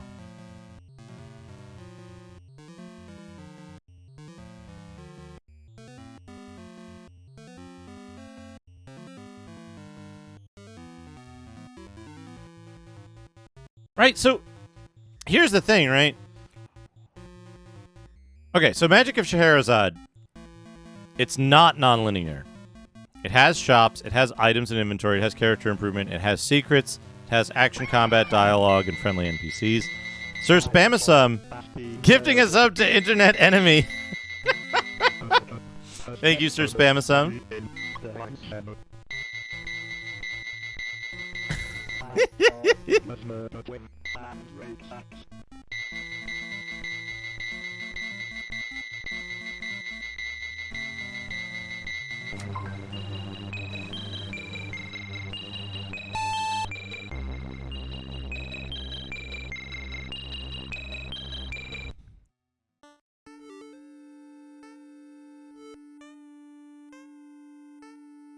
So, it does seem like there's no...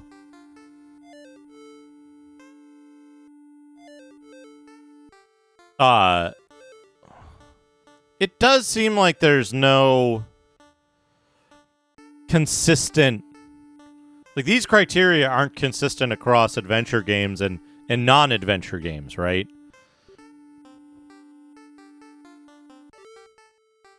Once upon a time, a blue-eyed boy from the Old West learned one of life's cruelest lessons. Severherb gifting 2 subs. Trelvin speaker tapes. Mysterious master to the far east. Enjoy your gift subs. Of the sword and came back home with the heart of a gunman and the soul of a samurai.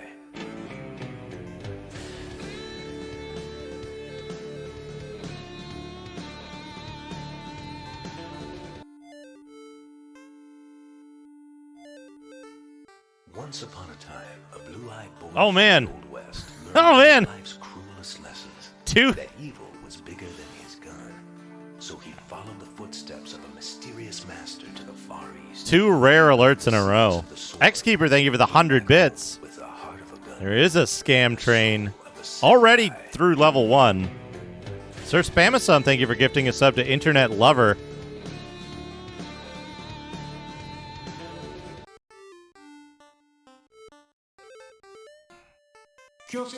I haven't played Faria. Twitch says there's a scam train, I guess. Beep boop. Barb. Blorb. Pants. I don't know what to put here anymore. Adventure versus action RPG is hard to decide. Like, maybe Faria should be on here if Zelda 2 is. Also, Faria sucks. Line 2, Billy Bob. Reg, thank you for the 100 bits. Huge. It was heading for Lutzy. It ain't my poodle. Billy Bob's doing Duco again. Oh no! It's an eerie, Sir unsettling Spamasum, desert, boys and girls. thank you for gifting a tier 1 sub to Internet STDs. Please be careful City with without your Internet lover. Let's take a look. Let's look at Faria, right? My job is to Let's look at train Faria. for the fight of your life. Actually play some video games. Welcome to Bigfoot Aeronautics and Condom Manufacturers. Duke the Bigfoot's airplane. One of the locals, Buzz. I see he's out shooting jackrabbits with his big shotgun again. For fun.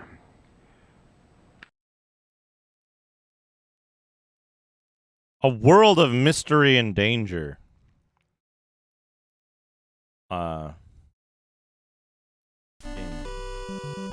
Faria. Oh no! Please do not play Faria. Rachel is waking up, and if she sees you are doing this, she is going to exile me from the apartment. Oh no. Oh no. Maxkeeper, thank you for the 100 bits. Level 2 complete. Okay, new game. Sold. Erase. Soldier 1. I've never played this game before. Ah!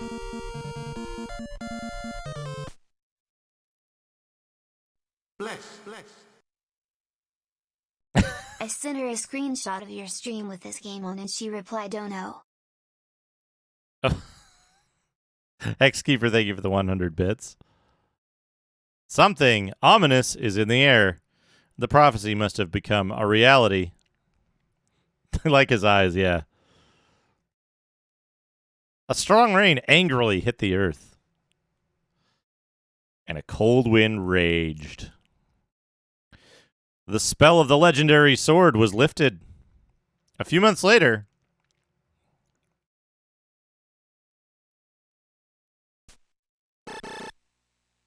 good morning. Okay, we've got a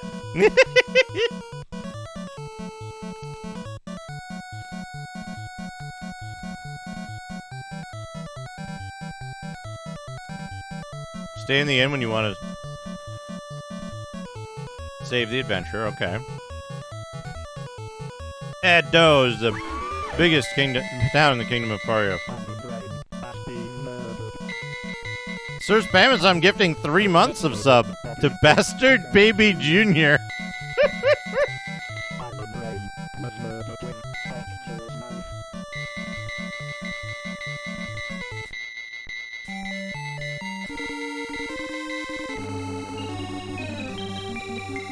Right.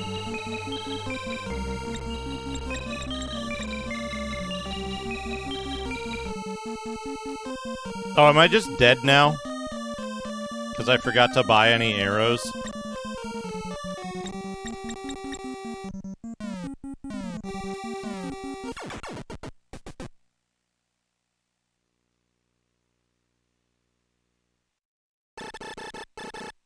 What a pity that you have died. You shall be granted another life. Wow, was this a dream? Are you okay? Did you have a nightmare?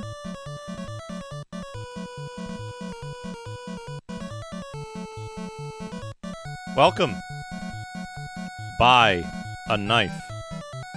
Thank you. Bye. A tunic. Bye. 30 arrows. Sir Spamasa, I'm gifting it. Tier 1 sub to 70 babies.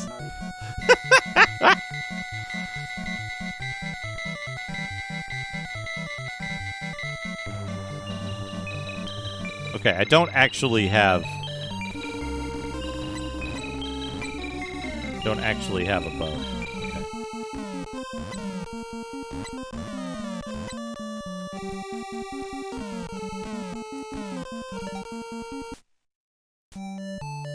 No, I think this is an action RPG.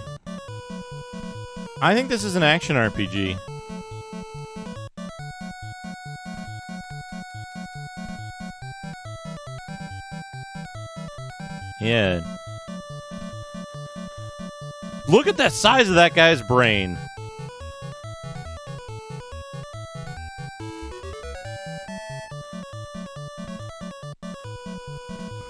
Thank you. Thank you, Sir Spamasa. I appreciate it. We're all the way up to level 4 of Hype Train already. This guy's got the big brain, too. The wizard kidnapped the princess and flew to the north.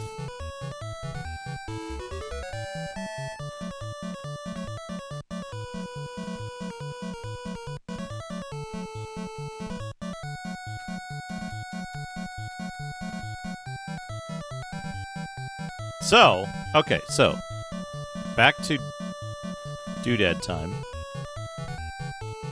So, counterpoint. Faria. It seems to be non-linear. It has shops. It has items inventory. It has character improvement. I don't know if it has secrets. It has action combat. It has dialogue and it has friendly NPCs. But RPG with action. Right?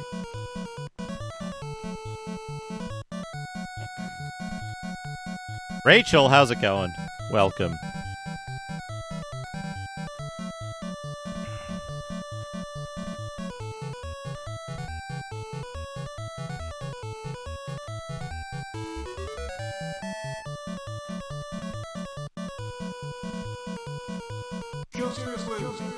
John Matrix, thank you for the 100 bits. 100 bits, oh boy.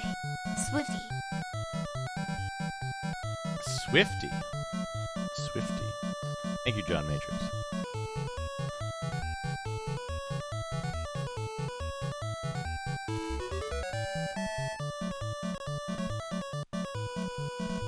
Okay, so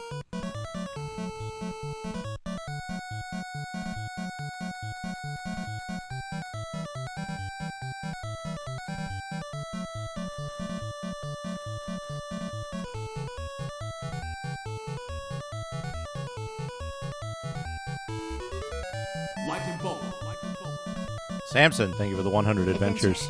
What does it even mean?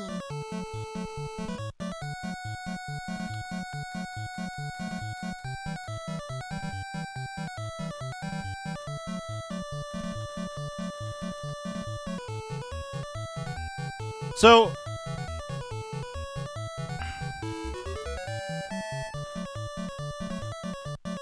you know what? Okay, cosmetic items count.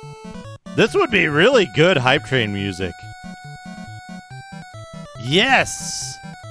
John Matrix. That is fantastic. Sorry, you can't use me right now. Fantastic idea. Graticus, thank you for the Justin lock-in. I will take it.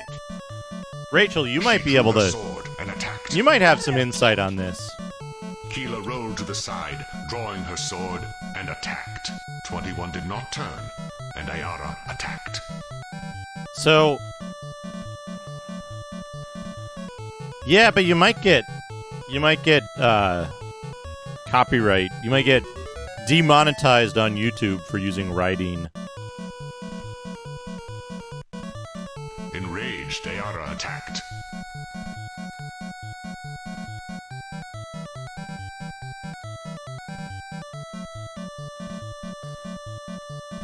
So,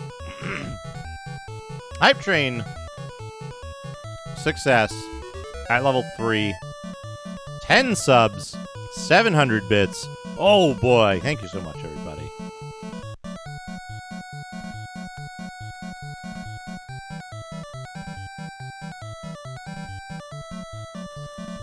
Thank you, everyone. I appreciate all the wonderful support. So,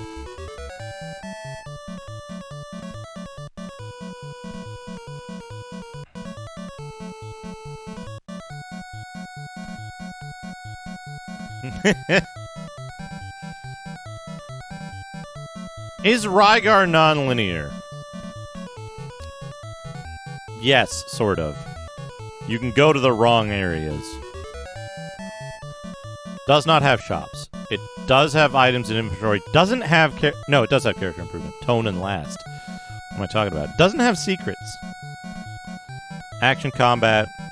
It does have dialogue and friendly NPCs. Okay. No more Hype Train music. the hype train's over.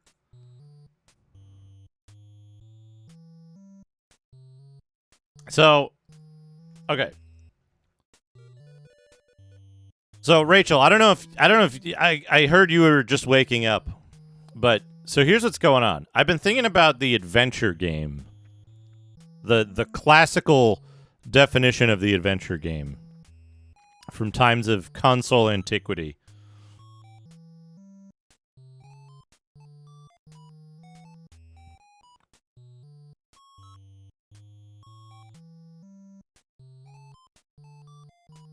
And like,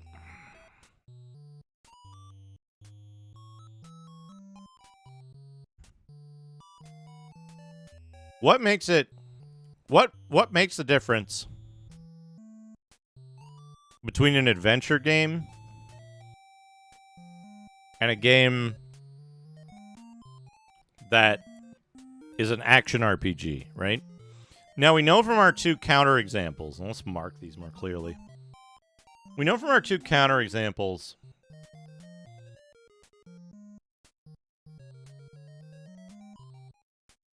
it seems like having action combat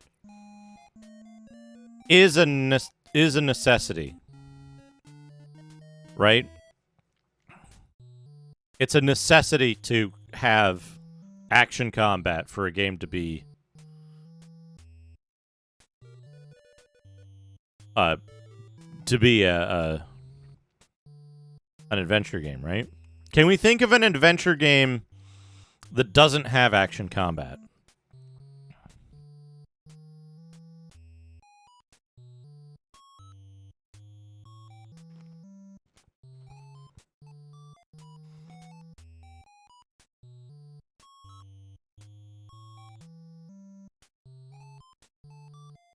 Pokemon is an RPG, though. Wait, what is Pokemon Arceus? I don't know that game. Also, let's have a look at the role-playing games of the time.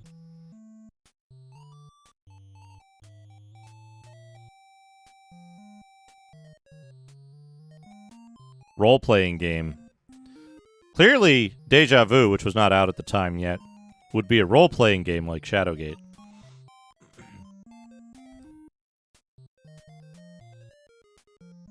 Well, now you see, here's the thing, right?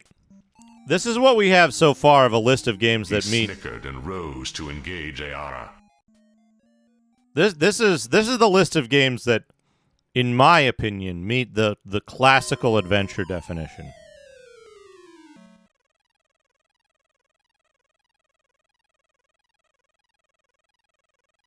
Mind you, not incoming file transfer. The modern day revisionist adventure definition. So,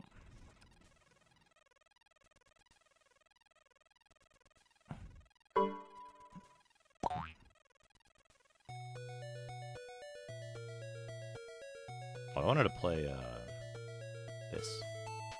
Speaking of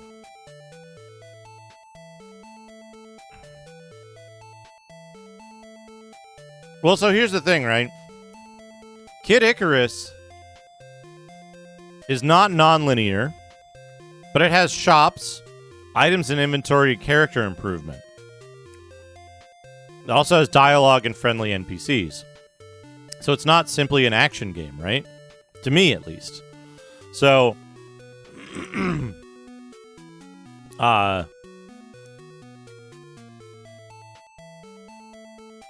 there's...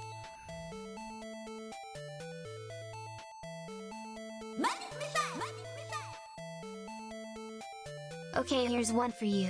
Is Adventure an adventure game? No shops, no improvement, no dialogue or friendly NPCs. There are ducks, though.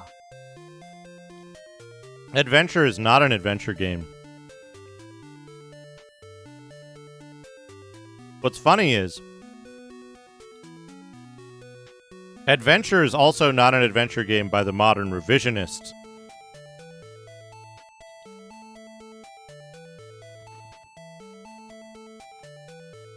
Methodology either. So,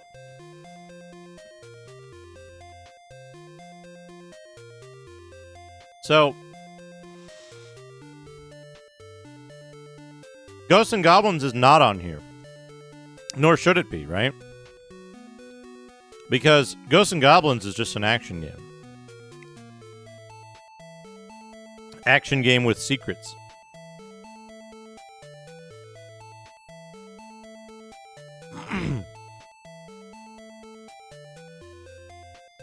Now the question is,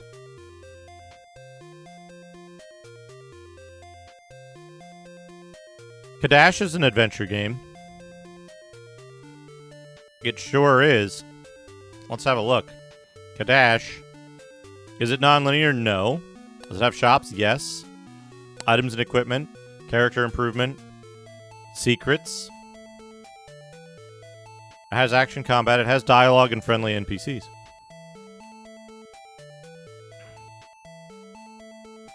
There's some parts you can backtrack in Kadash, but it's usually not advantageous.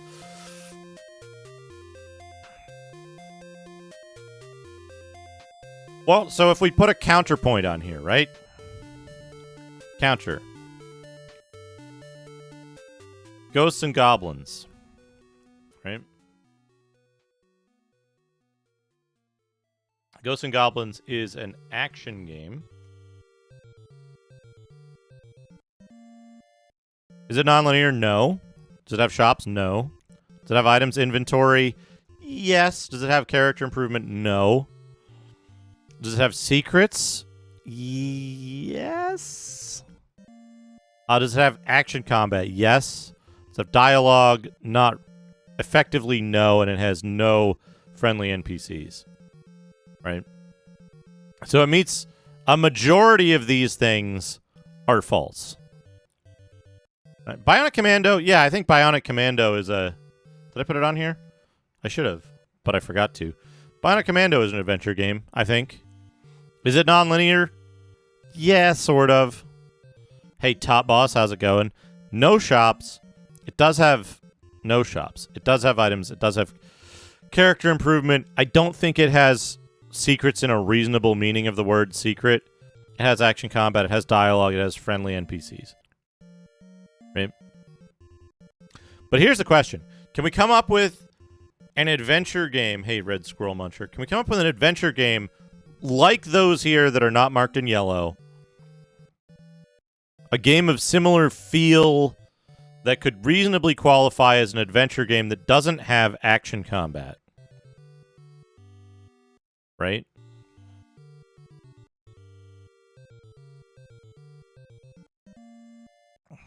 Or is this type of adventure game, this definition of adventure game, just a split hair away from action RPG?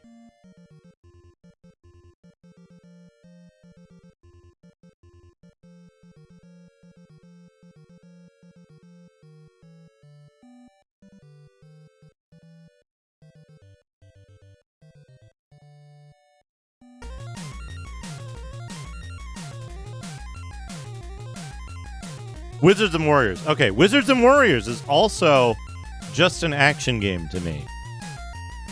Right?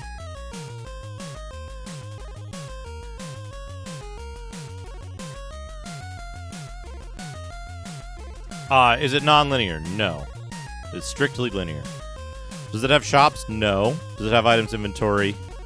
Yes. Does it have character improvement? No. Are there secrets? Yes. Is there action combat? Yes. Is there dialogue? Not in a meaningful way. And no friendly NPCs unless you specify, unless you include... Did I just skip a whole page of this thing when I was writing this down? I might have done.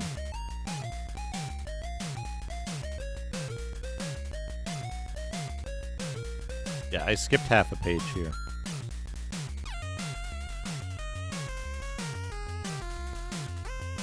So this is just an action game, right? Blaster Master. Blaster Master is not non-linear, but with an asterisk, because you can go the wrong place a lot of ways. There's no shops. There's items in inventory. There's no direct character improvement. Adventures of Lolo 2 is an education brain game, clearly. Are there secrets? I don't think there are secrets in Blaster Master, not as such. There's action combat, there's no dialogue, and there's no friendly NPCs. I would say that Sophia's improvements are items rather than a level up system or increasing your health when you beat a boss.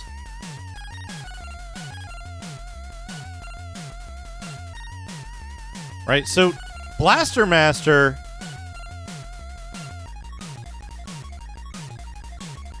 there's a linear path through a much larger area.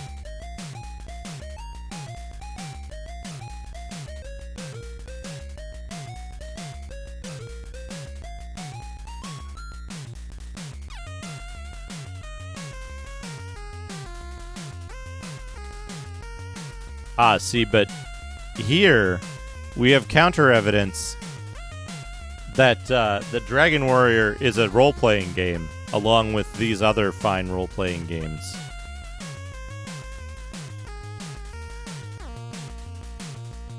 But is Solstice an adventure game?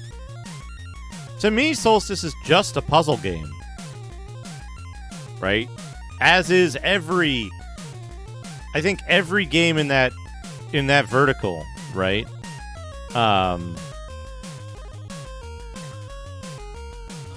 Monster, Mega Monster, Space Guy, Nightmare. Those are all puzzle games, right? Because that's the each room is an individual puzzle.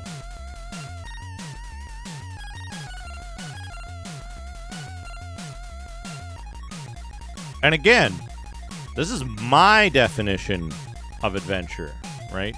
I'm working on better defining what in my head is an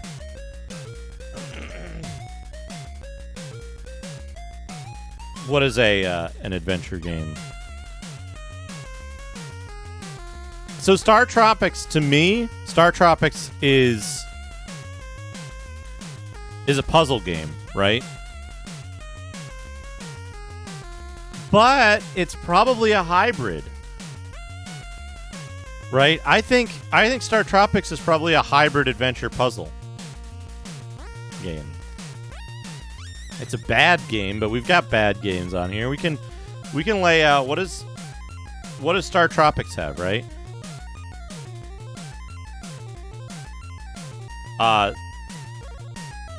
Why did you Google Sheets fuck off? It's not non-linear, right? It doesn't have shops as far as I know. It does have items in inventory, and you do improve your character. It has secrets. It has action combat. It has dialogue and friendly NPCs.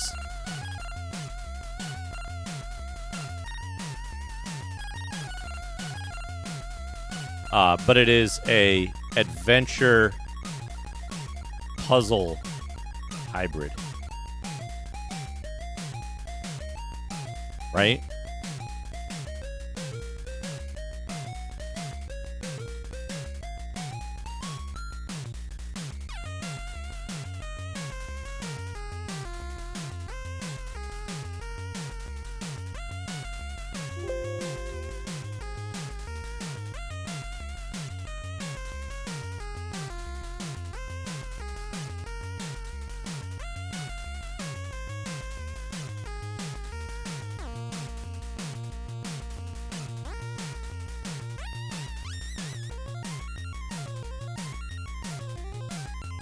Modern racing games. Well, so, okay. Here's a thought, right? I bet there are racing games that could fit this. Or at least to a certain extent, right? Like, I don't like it so much, but I would consider something like Skate, right? Skate is an adventure sports game. To me, in this kind of criteria.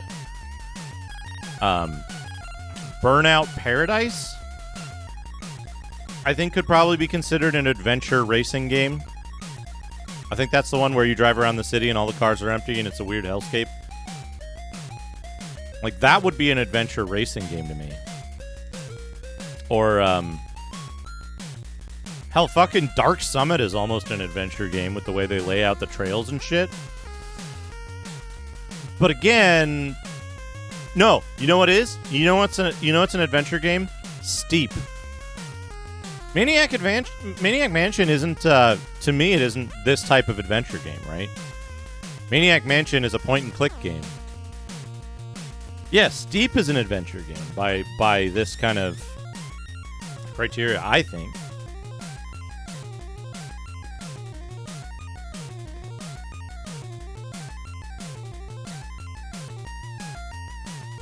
I don't remember.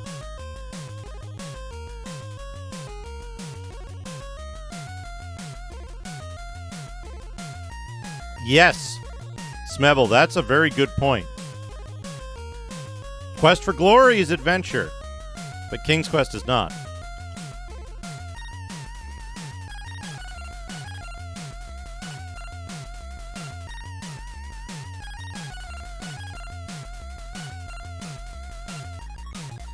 Puzzle game. But, so let's see. Heroes Quest 1. Is it non-linear? Yes. Does it have shops? Yes. Does it have items in inventory? Yes. Character improvement. Does it have secrets? I'm inclined to say yes, because secrets in this context, secrets in this context means, to me, secrets is, not unanticipated, but like,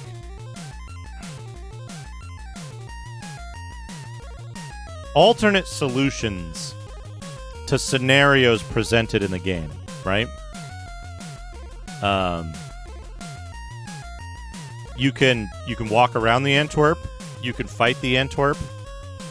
You can, you can learn the code word to get into the cave safely, or you can fight the troll. I would call learning the code word a secret. Does it have action combat? Yes, it does. But, asterisk, the action combat takes place on a separate screen. It has dialogue and friendly NPCs. It does not have shitty controls. We can remove this.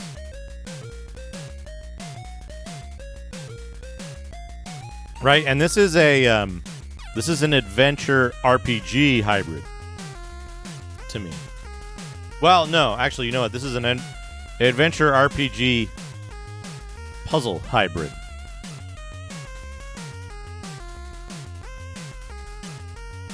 So, and we have a counterpoint.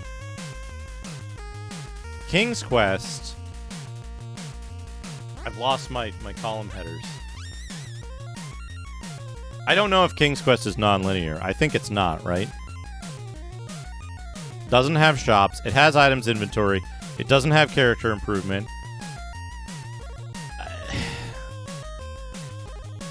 It doesn't really have secrets. It doesn't have combat at all, right? It has dialogue and it has friendly NPCs. This is a... Right, it's a puzzle IF game, basically.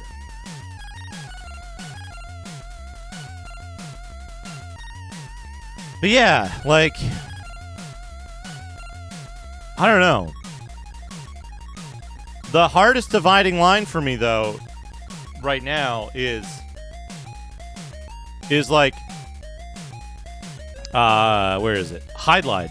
What makes Hydlide an action RPG where Zelda isn't, right? So I think we've determined so far, right? Like, yes, but I don't have a source.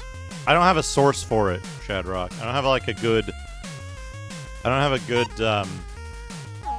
source for Xbox games, so it might be a little disappointing. I can refund that if you prefer.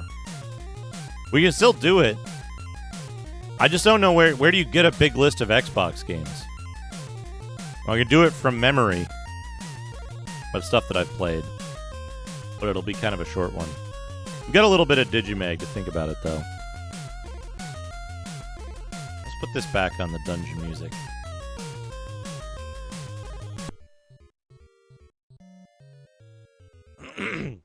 Okay, so,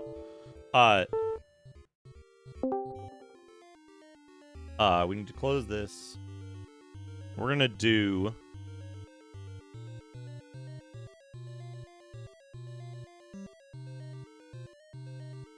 computer and video games. What and they fought.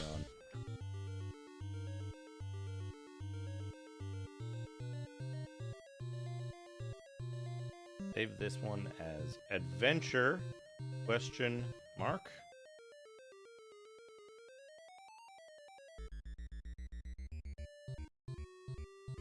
And then I need open mags. We're on computer and video games. January, issue 15. January 1980.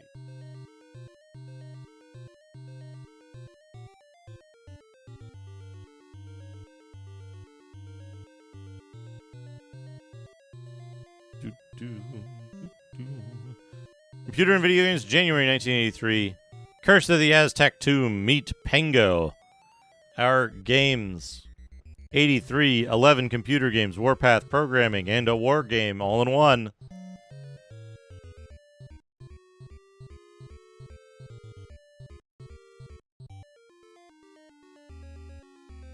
The best video games, the guaranteed lowest prices. Look at these video games.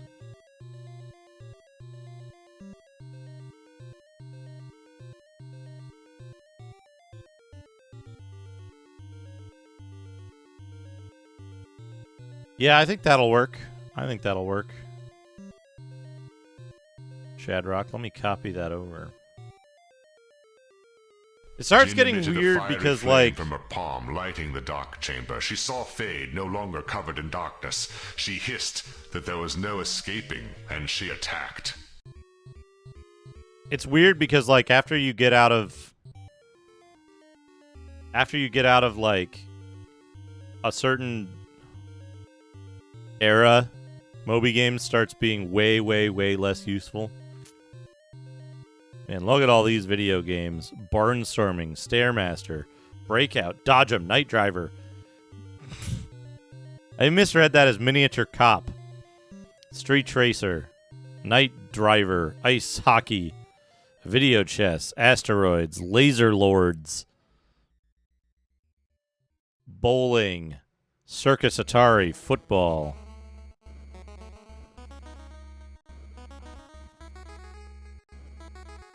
On the Warpath. This is where we start getting the, like,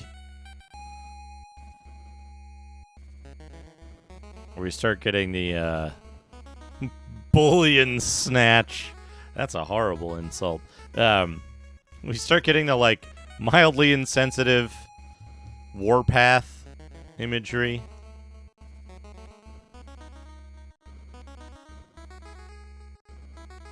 Seventh Empire goes to war. What a Christmas package from Computers for All. Chromasonic personal computers.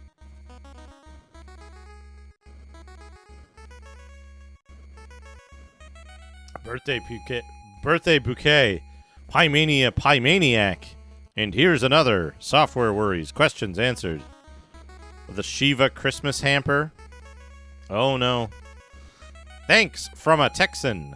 Magazine moans. Spectrum Showdown. Micro Vader Muddle. Printing problems and Sinclair Solutions. Competition. Could you be a winner? Meet Arc Raider, the Dustman. Puzzling Solutions.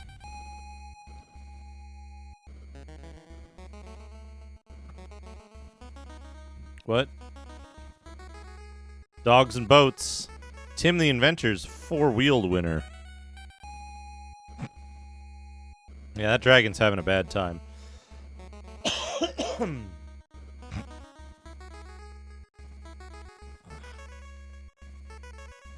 Hey, Cuba, how's it going? Oh, man. The Atari Lynx 48. 48K Lynx. All sorts of... Here's the Seventh Empire. Star types, game turns, at war, moving out, trading, fleet action, battle orders, gateway. People played some really boring games back in the day. Save the final few humanoids, abductor. Improving your tunnel vision in 3D tunnel. This could be a real boa. Snakes. Mission to find the gateway. The action-packed package. Games Pack 2. Dr. Death meets Mr. Bond. Shaken, not stirred. Come fly faster with us.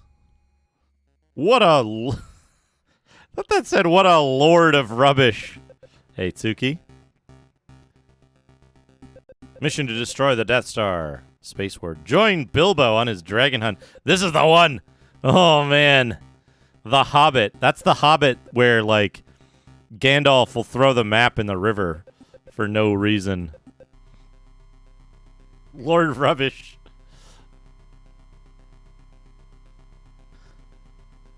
Launching Intruder, JR, Pharaoh's Tomb, these two polar bears, Time Traveler, Danger is Land. Beeb Trek.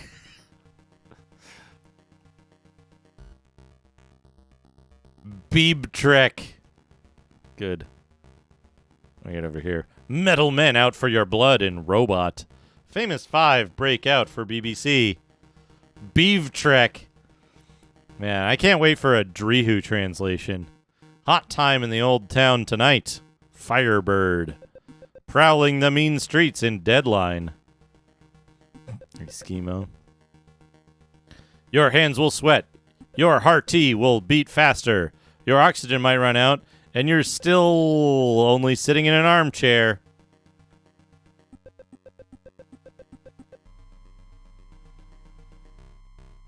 This guy is playing Codename Iceman.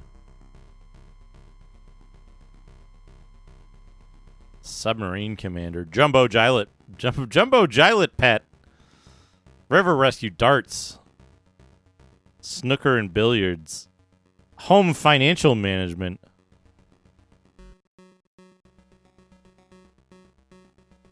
Thornham Compute 4 and Reversey. Scram.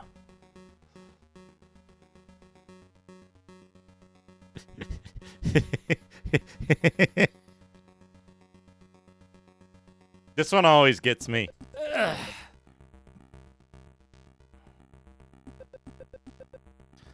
European countries. Oh, it's the bugs! Malfunction. T. Hitch. Snag Jr. Screaming Foul Up. What have we got here? The bugs. He's got Grope, that revolutionary new programming language. The whole computer club have come round to see it demonstrated. Is your micro plugged into Grope? Graphic Real-Time Organic Programming Express. Chuns is a new future time language where you actually start work on the program over 3 months before you receive your computer. It includes total animation effect, why stop at the screen, quad sound, complete range of farmyard impressions, 78 user-definable invaders with 3 separate antennae movements, real Galaxian blood infused into each pixel, alien speech synthesizer, up to 55 high, low, and New Year resolutions. Send now only 300 pounds. It's loaded. Can't you feel the power throbbing in this old machine's circuits? He's trying a loop watch. This closely, Snag. This could be very educational. Binary snakes, logic circuits, tap, tippity, tippy.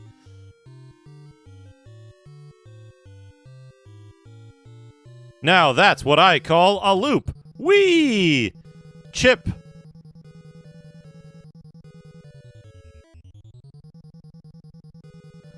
Wow, total animation commands. This should be something.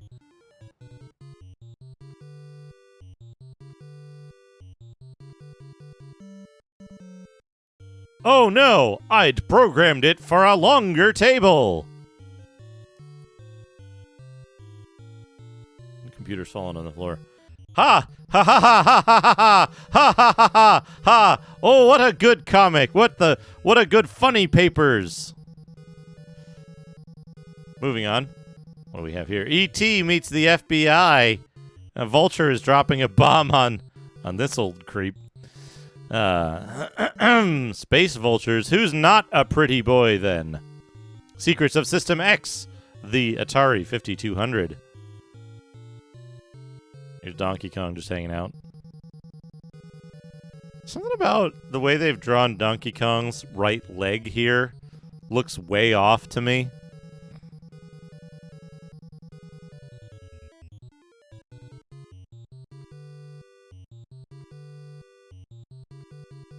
I hope that's Final Fantasy X. I'm going to assume that's Final Fantasy X.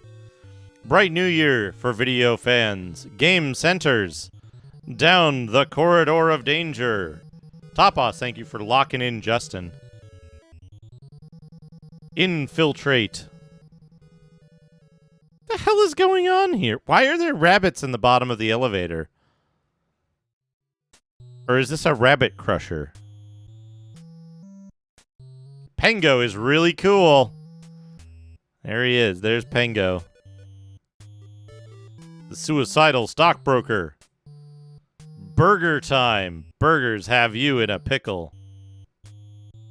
Oh no, look at the grotty bangers.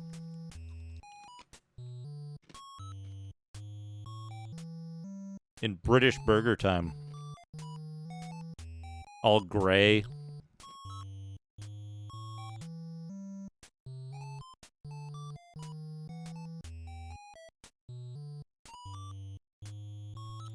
Something nasty in the garden. I remember this part from...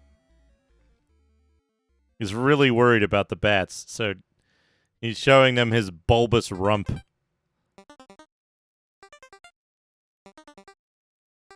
Extremely bulbous, vibrating rump. Critical mass.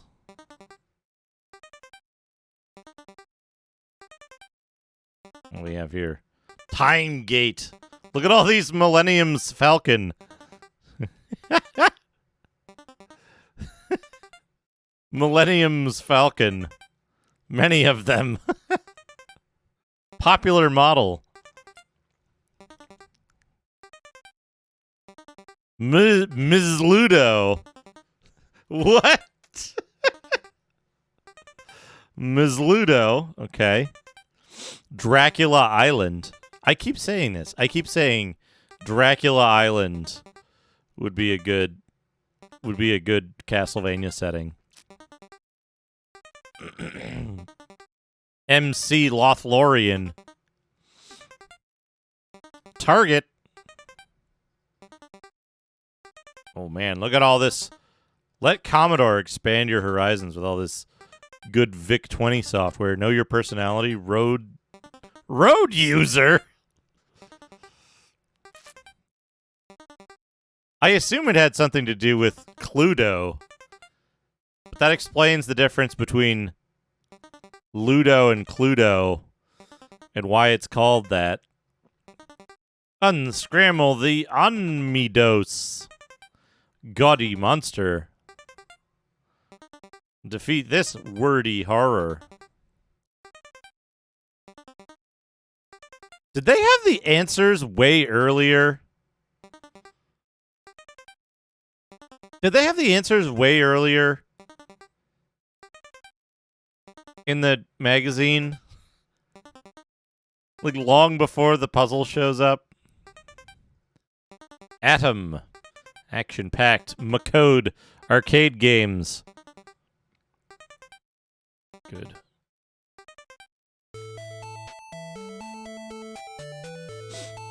Interest-free credit. Some programming crap. What do we got here? Oh man, Channel Chip looks like he's having a good time. His nipple is blasting that whatever is blasting over there. This good picture with the clown. The clown with the bullpup revolver.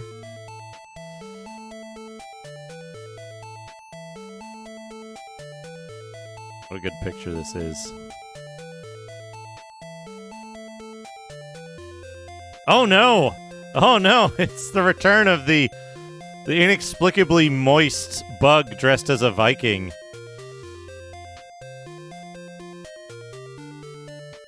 And the man nut shirt.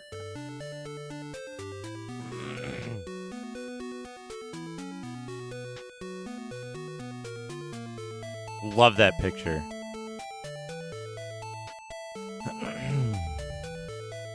Computer challenge. I challenge you to find software for the Auric One.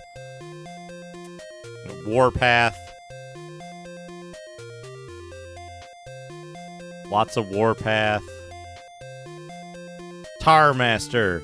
Hopper Command. Look at these very real graphics. These very real graphics of what the game looks like. Hopper Command. Look how real this is. What do you have here? Oh man. It's hard to tell. It looks like this guy just has a hairy chest and a helmet. But who knows? Would need a better scan. Oh! All the King's Men playing around with Vic. I don't like this. I don't like this imagery at all. There's something wrong with this. Hey, Noru. Hey, Mac Apple.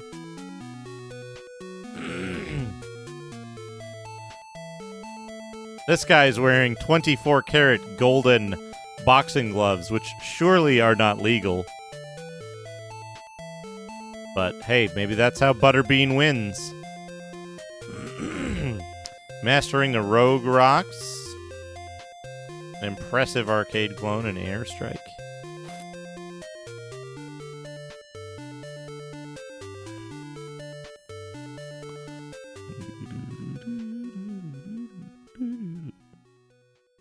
E.T. A. Oh. Oh, look at this face. I didn't see it at first.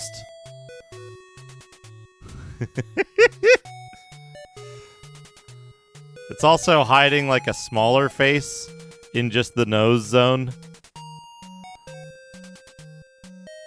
And then we've got this face back here. There's a lot going on in this image. There's a lot going on in this image. See, here's the thing, though. Here's what I'm seeing.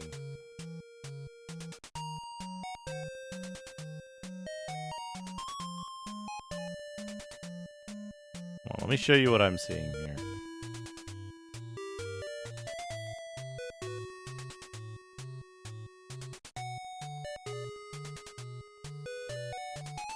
Enough.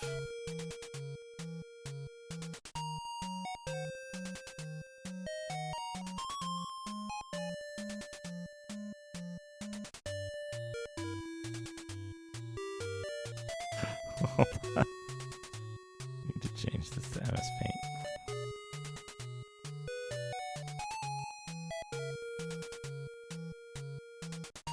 Is this gonna be...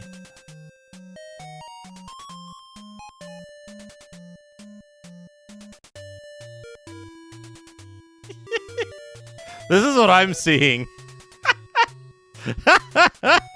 Hey, T-Tussle.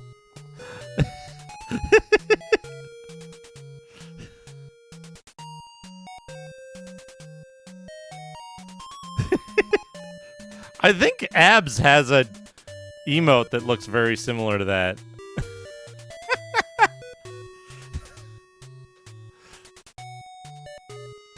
Hold on.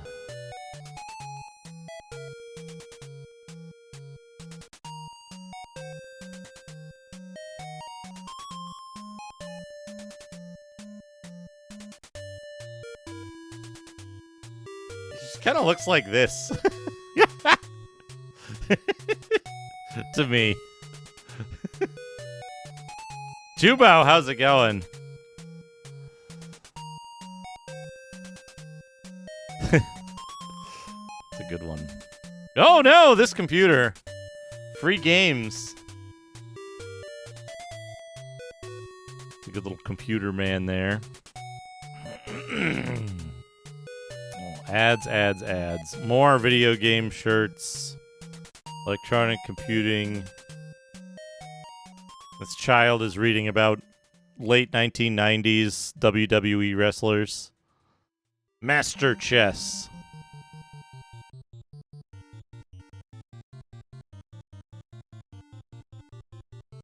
Arcadia. Imagine. Chubo, in case you missed it earlier. Well, first, there's this Cave Flight guy. This is the highlight of the issue for me. Was this dude. 18 minutes to load. That's good. Good. Where is it? Where is it? The bugs. In case you missed it, here's the bugs. Is your micro plugged into Grope?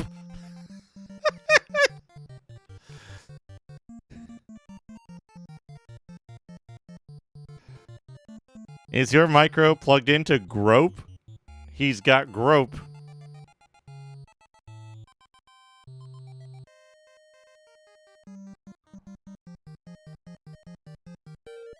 Oh no, I'd programmed it for a longer table.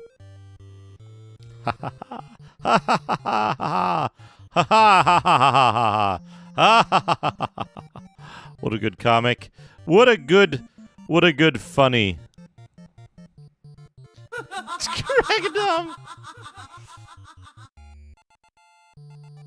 grok grok grok grok the grok grok grok grok grok grok grok grok grok grok grok grok grok grok grok grok grok grok grok the grok grok grok grok the grok the grok grok grok grok grok grok grok grok the grok grok the grok grok grok grok grok grok grok grok grok grok the grok grok grok grok the grok grok grok grok grok grok grok grok grok grok grok grok the grok grok grok grok grok grok the grok grok grok grok. Top boss, thank you for the 100 grok gropes. Okay.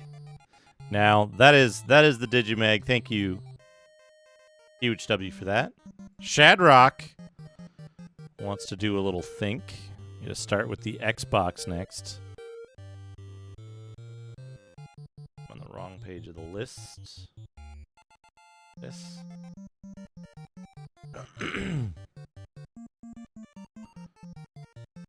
Grope. Okay, now, what are we doing here? Show all. We're going to look at all of the Xbox games, original Xbox, to see which ones I might have played. I haven't played very many Xbox games, so we can go through this quite quickly.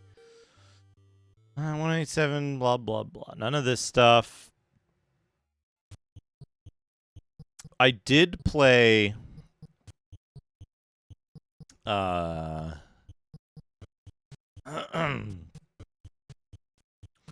I did play a few games. I played Arx Fatalis, but on Windows. I played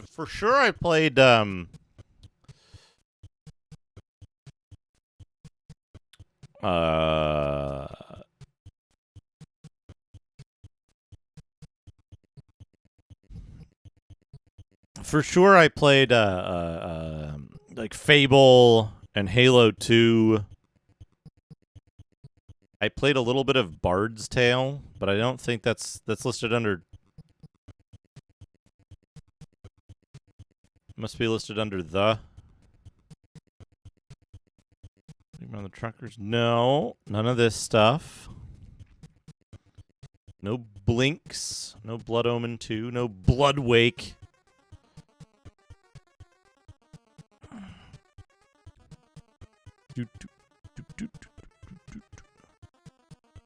No Brute Force. Burger King, Big Bumpin'. Pocket Bike Racer and Sneak King.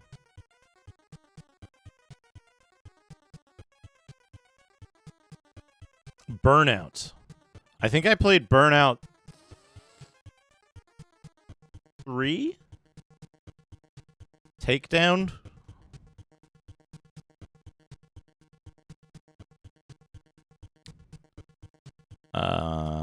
Let's see here. Call of Cthulhu, Dark Corners of the Earth.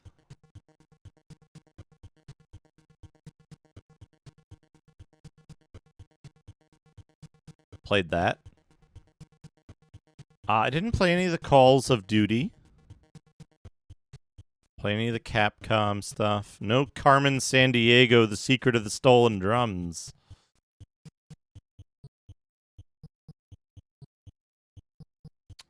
None of this stuff. None of this stuff.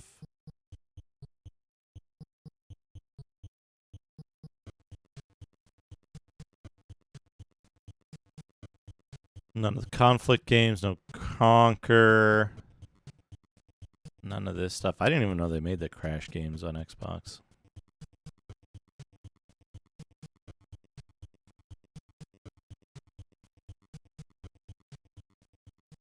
I think Takedown is the one that I played.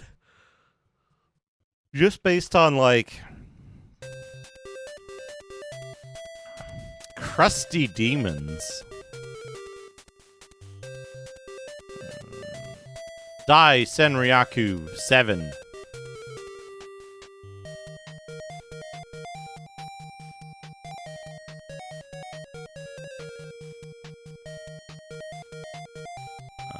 Dance. Dark Summit. Play that. Play any of the Deads or Alives. Didn't play Dead to Rights. Death Row. No. None of this stuff. I thought about playing Doom 3 on Xbox, I think. I want to say I thought about that. Eggmania, Extreme Madness. Oh, man. You know what? I did play Elder Scrolls 3 Morrowind on Xbox. Briefly. Literally, I just jumped around until my jump skill went up, though. Enclave, Into the Matrix. No. None of the ESPN stuff. No Evil Dead. Exhibition. Fable. I played Fable. Not Lost Chapters, though. Lost Chapter was on Windows. That's another thing. I don't know. I might have to turn this reward off briefly, because the next one after Xbox is Windows, and I don't know how the fuck to do it. I literally don't know how to handle Windows games. It might have to be like by year, but it's just so big. It's so many games.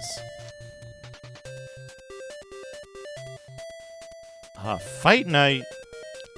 I played one of the Fight Night games that it was on 360. It was the first 3, I want to say, round 3 on 360.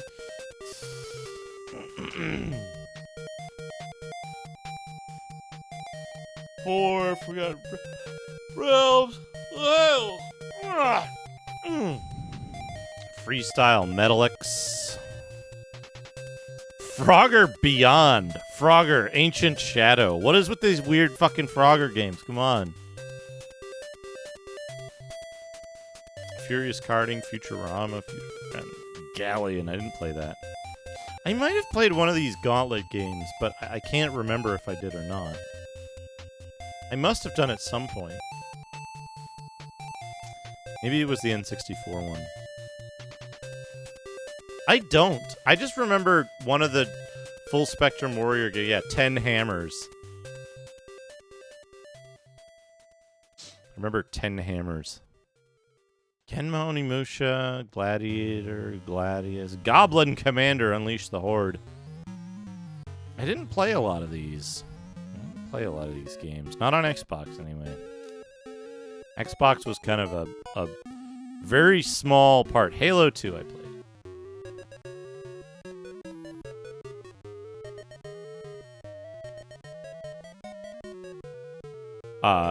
It was a very small part of, like, my gaming history, because I didn't have an Xbox, so I only played it at like friends' apartments and shit. Ninja.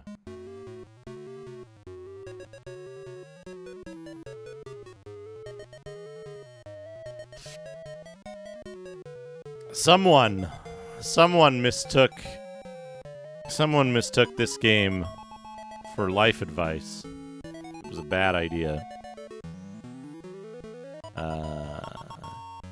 Jade Empire I remember seeing, but I didn't play. I had a shirt for Jade Empire because they were giving them away at Pandemic.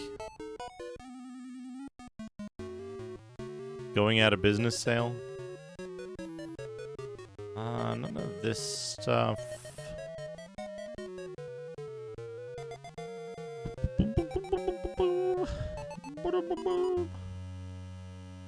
King Arthur. No LA Rush. Did I play Lego games? No. Loons, The Fight for Fame. What a video game that is. No Maddens. No Mafia, no Major League, Malice Manhunt. Marvel Ultimate Alliance I played on 360. Mech Assault was always this like distant thing where like, wow, that's the game with the cool controller. I played Mercenaries Playground of Destruction on Xbox as well, I recall. Metal Slug, Metal...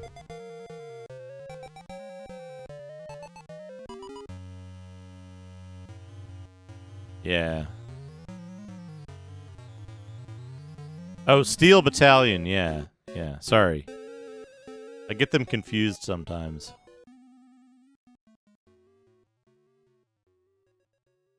She attacked. Mojo. Mortal Kombat. Shaolin Monks I played on PS2. None of this stuff. None of that stuff. Might just go through just the entire Xbox lineup. It's small enough. New Legends, no. NFL, NHL. Nightcaster, Defeat the Darkness. Nightcaster 2, Equinox. Ninja Gaiden. I played Ninja Gaiden. Fucks. At some point. Somehow.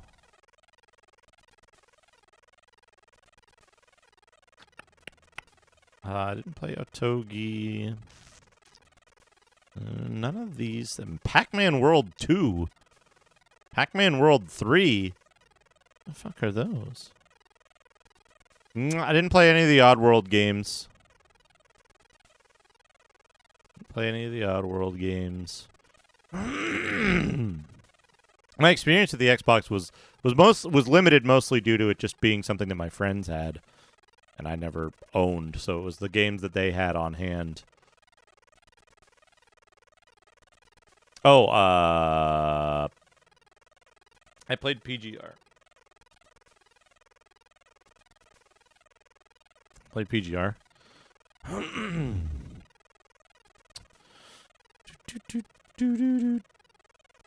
It's on that one track again. There we go.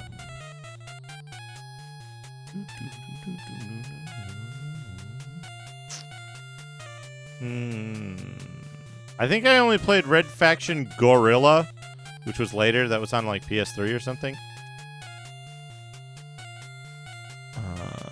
None of this stuff.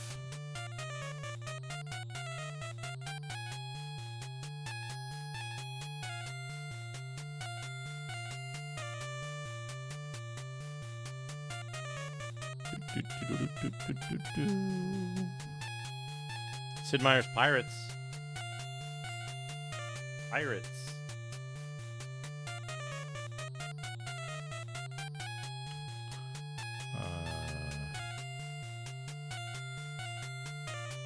This stuff. Did I play Soul Calibur 2 on Xbox? No, I played one of the Soul Calibur games on Dreamcast, I want to say.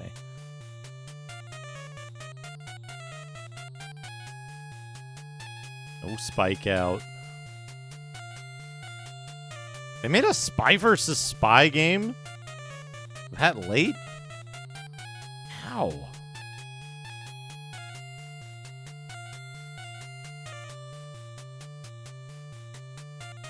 I did play Battlefront 2.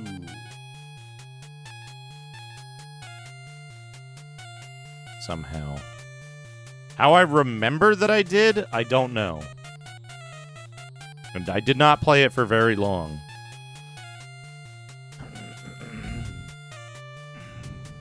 There's Steel Battalion.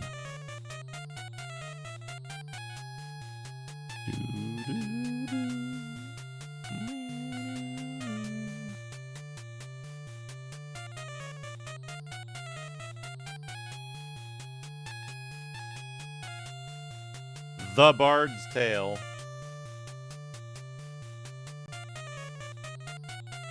It was Soul Calibur 4, I think. Soul Calibur 4 on Xbox 360. I want to say. They've done the thing where they put all the games together as well. I don't think I played any of the other the games.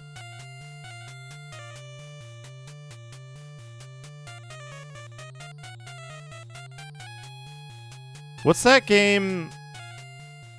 What's the game with where it's on Xbox 360 where you start out and it's kind of a horror game and then you very quickly get like fireball launching powers? It's first person.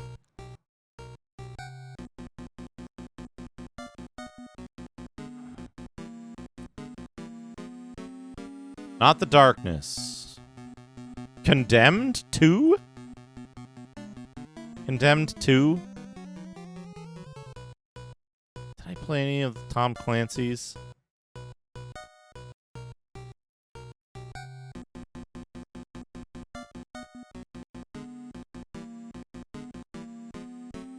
It was a game that was supposed to be like survival horror, but it very quickly became just like killing stuff.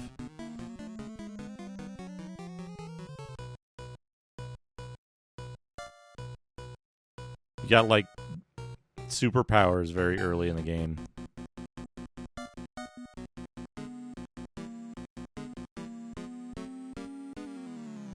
Like Condemned 1, I think, was more of a survival, like a horror type of game. And then the second one was like way more of an action game.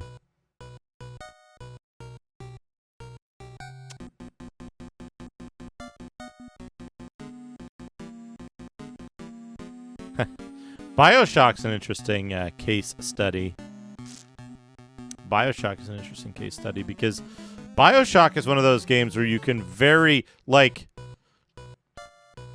designitis is laid completely bare. Oh, screaming powers. Okay, thank you, internet friend. Screaming powers. I was getting it confused with the end of Resistance 2.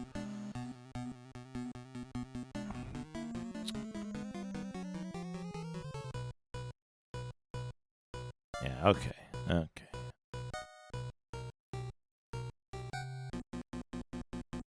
Okay, there we go. We've done Xbox.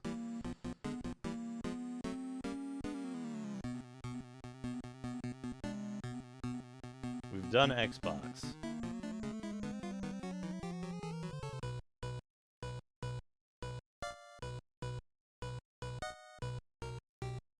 I don't know how I'm gonna do Windows. Thank you, Shadrock. But we gotta turn it off because I gotta think about how I'm gonna do it. I don't want anyone to be disappointed.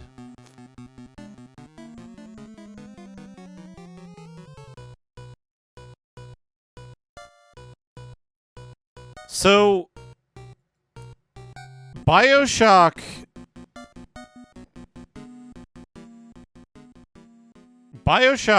is interesting because, like, there's a lot of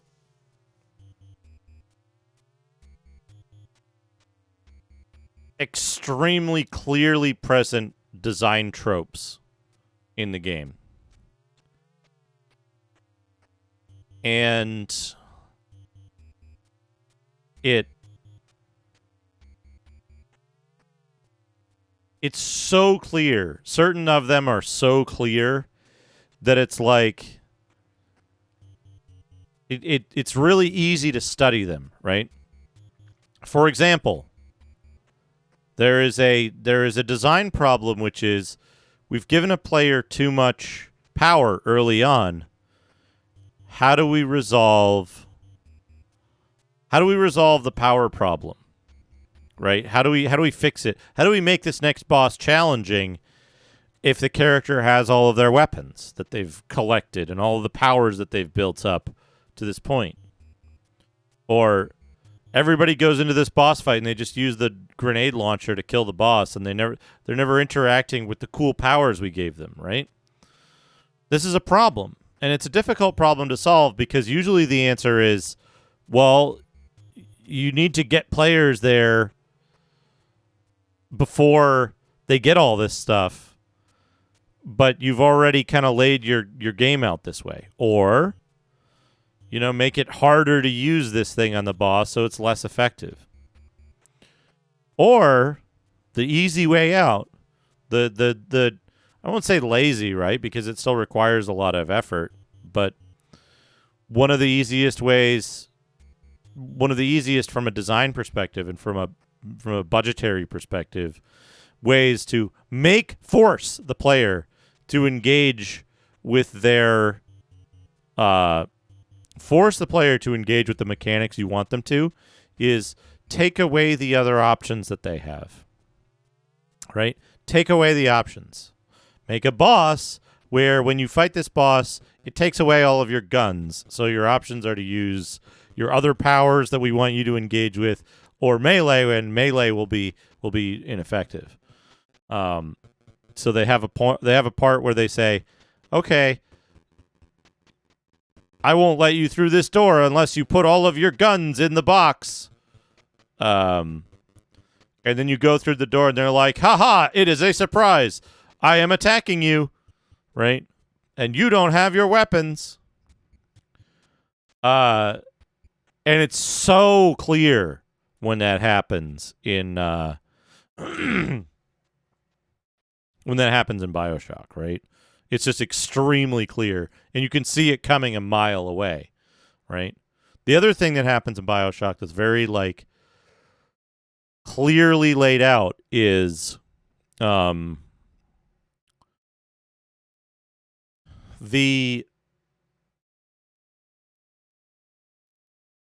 there's a number of things that lead to this, right? But basically, hey, we have an idea for a level, but it doesn't fit in anywhere with all of the rest of our content. We really want to make it, but we don't have a way to fit it in. So there's a number of ways that you can get around that. Most of them involve really stupid tropes. It's a dream.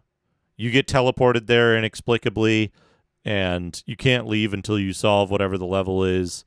Any of the reasonable ways to like work the content in so that it makes any sort of sense are too expensive to do because it requires reworking a lot of other content to make this particular thing fit in so that you can do like, okay, here's the cool level that we designed. I have this great big brain designer idea to do this level, and we're going to do it, right? But it doesn't fit in with the flow. Okay, well, you go there and you get stuck there until you can't leave until you beat the boss, right? And so BioShock does that so jarringly in the last third of the game, where they're just like, you're on this level now. You have to do the thing, or you cannot leave. And it's like, what? Why? Why am I here? Why am I here? But it also does a lot of stuff that's just like, they explained all of this shit that was going to happen in the they described all this shit that was going to happen in the like trailers and lead up to it, this like hype up of like, oh, all of the stuff that's happening in Rapture is going to be independent, and the NPCs all have their own agendas, and they'll fight each other. See, and this guy's, and it boiled down to literally there's like 2 scripted examples of this stuff happening, and then literally everyone is 100% focused on you, the player, for the entire rest of the game. Here's the messed up thing, though. About 2/3 of BioShock is pretty good from a gameplay perspective, and from like just like playing it.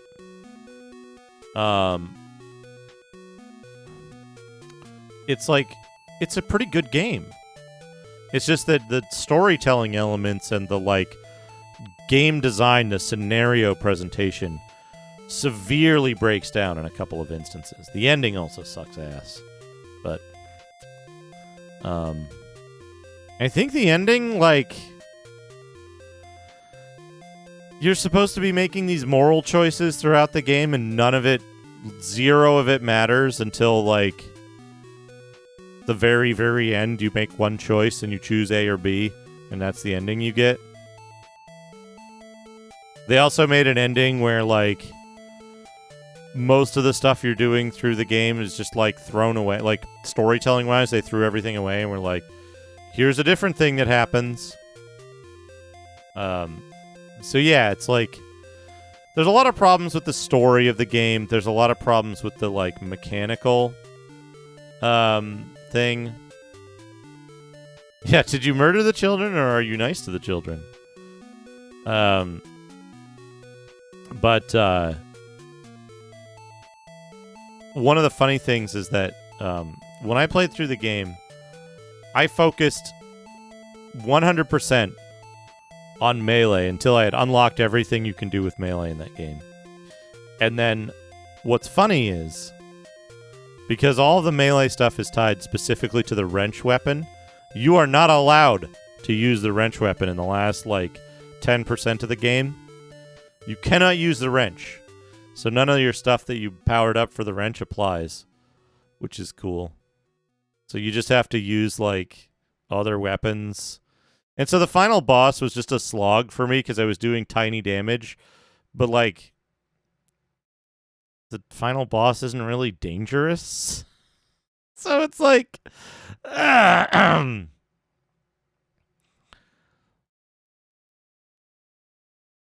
yeah, the final boss is super easy. It just took forever because I was like, well, I gotta shoot him with my. I think I even almost ran out of ammo. I think I might have ran out of ammo the first time I fought him, and then the did this run out of? Did you run out of music to play? What the hell? I ran out of ammo the first time, and I had to restart and be like, okay, I got to be more conservative with shooting him properly. But it's funny. It also, so focusing on melee also made the that sequence where they're like, put all your weapons in the thing, and I was like, okay, I don't use these, but okay.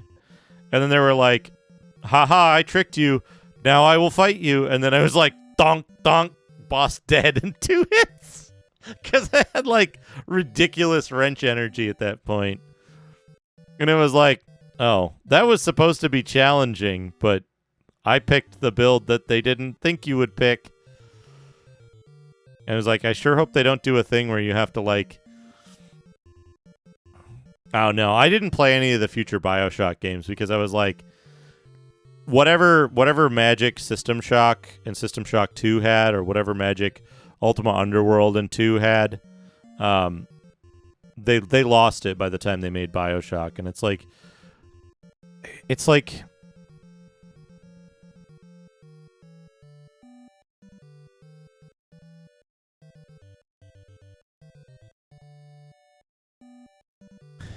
I feel like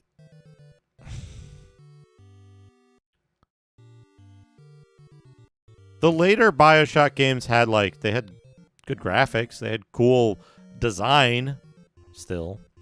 So how do you validate a player's build without making everything viable? So the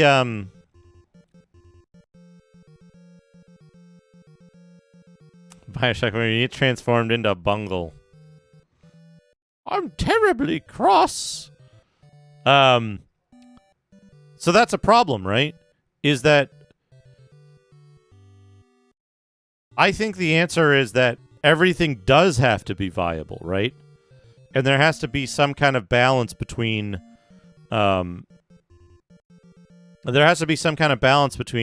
your scenario design and your mechanical player advancement design, right? Because right, yeah, and so I've heard that in Human Revolution, I think it's Human Revolution, in one of the later Deus Ex games, I have heard that you can get in trouble because you I've heard that you can get in trouble because you build your character a certain way. You get to basically the end of the game, and they're like, okay, combat boss, you don't have any other options. Which, it's okay. But here's the big thing, right, is that,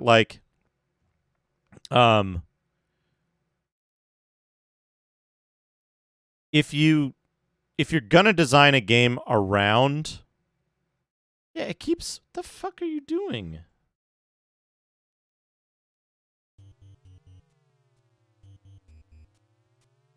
I don't understand it. Winamp is just I don't want to play more than one track anymore. Did I accidentally turn on... No? Weird.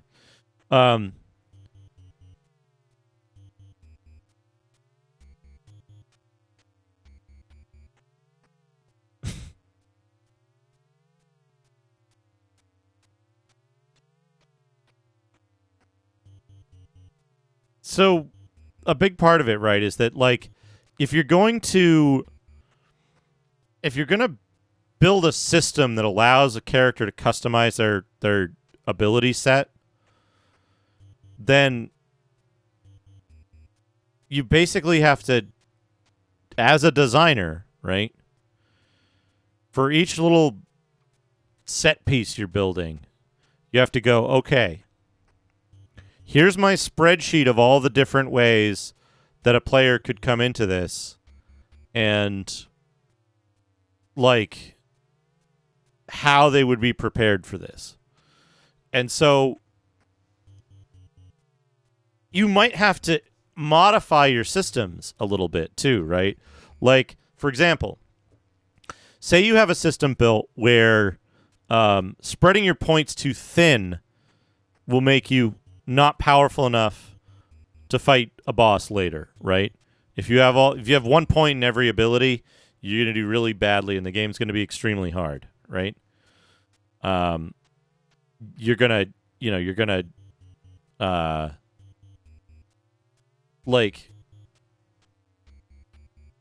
have trouble progressing if you have distributed a limited amount of points in a particular way. Did you specialize in one thing and put all of your points into only one skill? Does that cause a problem? Did you spread your points out too thin, and that's a problem? So what you have to do is you have to go back and you have to reassess those point distributions, right? And maybe you have to do things like every character gets some combat points and some non-combat points. Separate those two things so that you can't just invest all of your points into non-combat and be like, yeah, I don't know how to use guns. Right? And like, hey, if your character's really good at swimming and that's all they're good at, then every boss needs to have a non-combat option. Every puzzle has to have a solution that works on something other than using skills to get through, right? If someone has invested in only swimming and they're allowed to do that, then you have to say, okay, well, we're going to have someone play all the way through the game. We're going to have someone play all the way through the game with just swimming because they can do that, and see if they can finish the game. If it's possible for them to finish the game, great. So the other thing is, right, you can put all kinds of mechanics in place to prevent this, right? Like, right, exactly, Kriegeth. So, like, for example, if you know that characters are going to need several different skills, right? Give them a bunch of skill points and give them story-locked stuff for how far they can progress a single skill. So if they get to a point and they're like, well, I can't get by this because I put all my points in swimming, it's like, dude, you fucking have points to spend on stuff. If you only have points in swimming, you have unspent points that you could assign to something else, right? So that if players have not spent all the points they've been given, that's a thing you can say. As long as the player has spent all their points, and you can get through with any configuration of spend, then you're doing good, right? But I believe that, like, you shouldn't be doing these set-piece bosses that are like, we take away all your weapons. I think that's I think it's a poor way to solve any problem you can think of, right? There's a better way to solve it. So, and yeah, like, an easy way to do it is, like, separate your combat skills from your non-combat skills.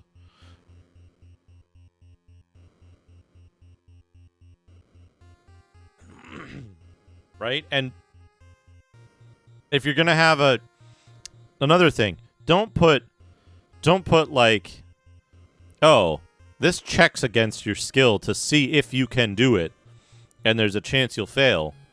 Put, if you have this much skill, add this dialogue option, right? And have it always succeed if you select it.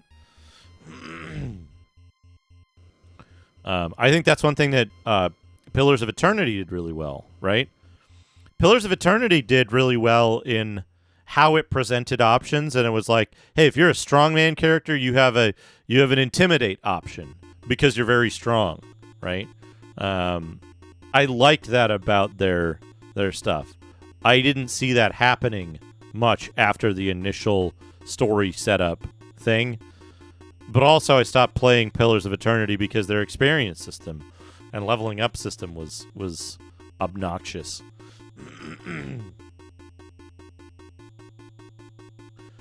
Fallout 3 Plus is really bad at all that stuff. It's an excellent counterexample of stuff to not do, because they got it all wrong. They got it all fucking wrong. Like, if you present an option to the player because they have a special skill, because they built their character a certain way, make it always succeed, right?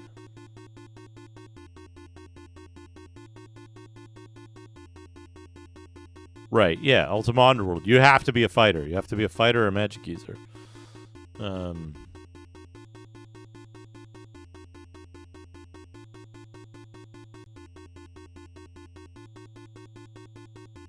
Right, exactly. But that's, that's another whole thing.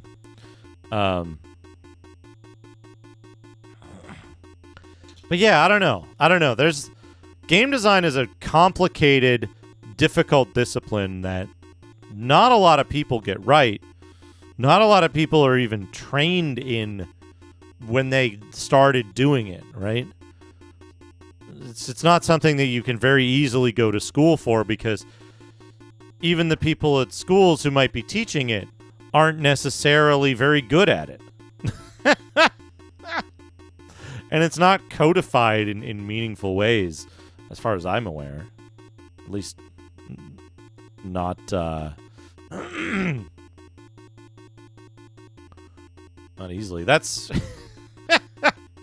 you don't know what you're asking, D. Nobody does. Nobody does.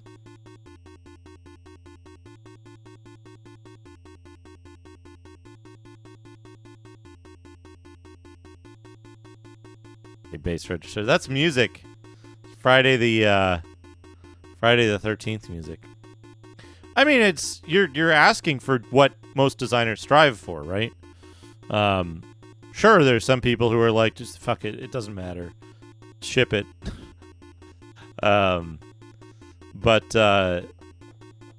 it's difficult, right? Designing a good game is difficult, and you have to balance between how much time you have and the quality of your product. You can continue working on design indefinitely, and sometimes even if you put in more time and effort, it doesn't improve.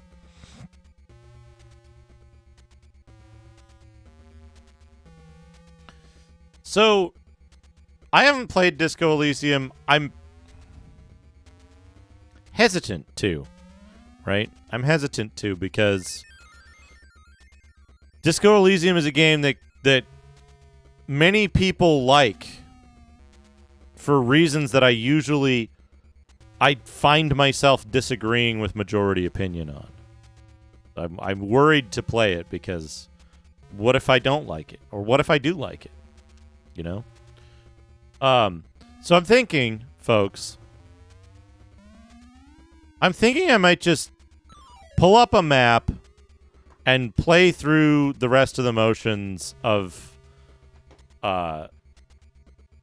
Game Boy Castlevania, so that I can play the next Game Boy Castlevania when I get the urge to, without any regrets of like, well, I didn't finish the last one.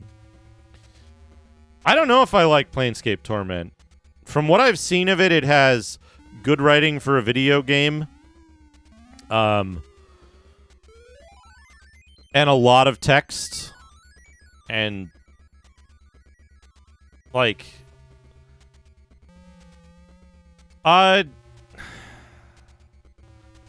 it's got 10 hours of content, Jones, in the fast lane. But from what I've heard, it's 40 hours long.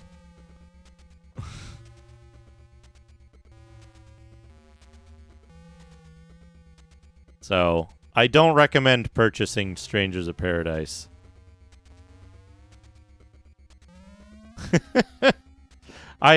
So I gave up on it when it started to literally fall apart and I was just falling through space repeatedly. And then I got to a boss that had a mechanic where the mechanic was just ignore everything the player does and attack them anyway. I was like, well, okay. They ran out of ideas. They ran out of content. I'm not going to play it anymore. So then I peeked in on BBH playing it, and he was like, I think two major bosses ahead in the game. And when I arrived at his stream of it, someone in chat was asking, well, how are you supposed to grind then? Which I immediately and intrinsically understood from my experience with the game. Second, he went somewhere to do something, and he was fighting skeletons, bats, elemental orb ladies, except they had additional unblockable attacks that they don't have when you encounter them the first time around, and they were like 10 times spongier. So it was like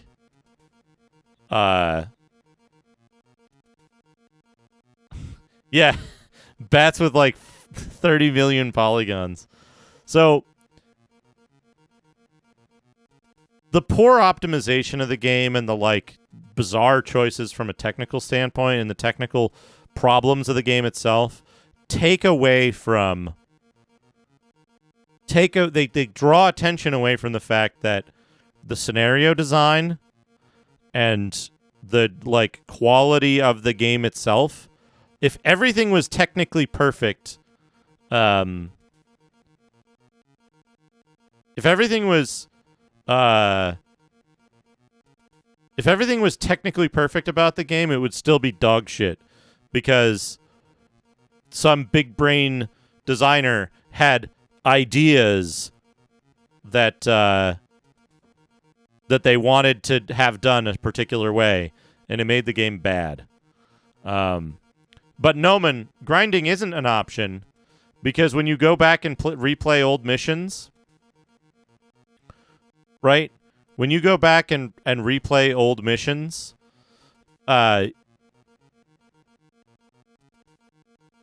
you can't get anything that improves your power, right? It was schlocky fun for about 10 hours.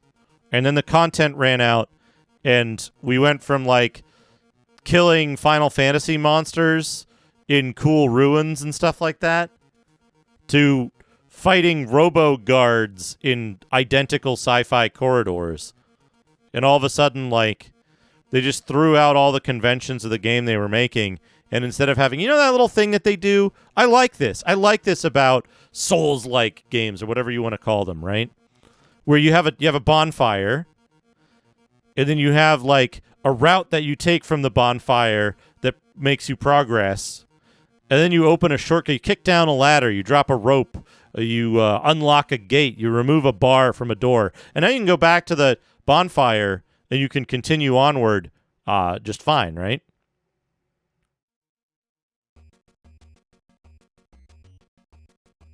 Right? So you can unlock that little shortcut back, and now you have access to your bonfire. You can skip this big route that got you the shortcut. I really like that.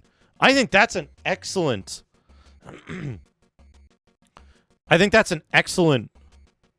source of like That's really good, right? It clicks. People understand that. And it's a really good thing to port to new games, which is, big route, shortcut. You get the shortcut, you can go back to whether it's a town, a bonfire, fucking whatever, it doesn't matter, right? But it gives you that shortcut, so now, okay, I don't have to do this whole section. I cleared out all the treasure in that section. I don't have to go back to it. I can just take the shortcut. They fucked that up.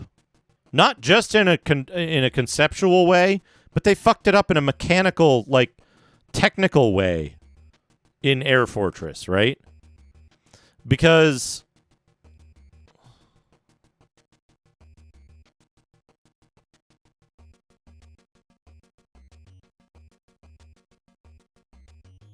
I don't remember these guys at all. Completely unmemorable enemy.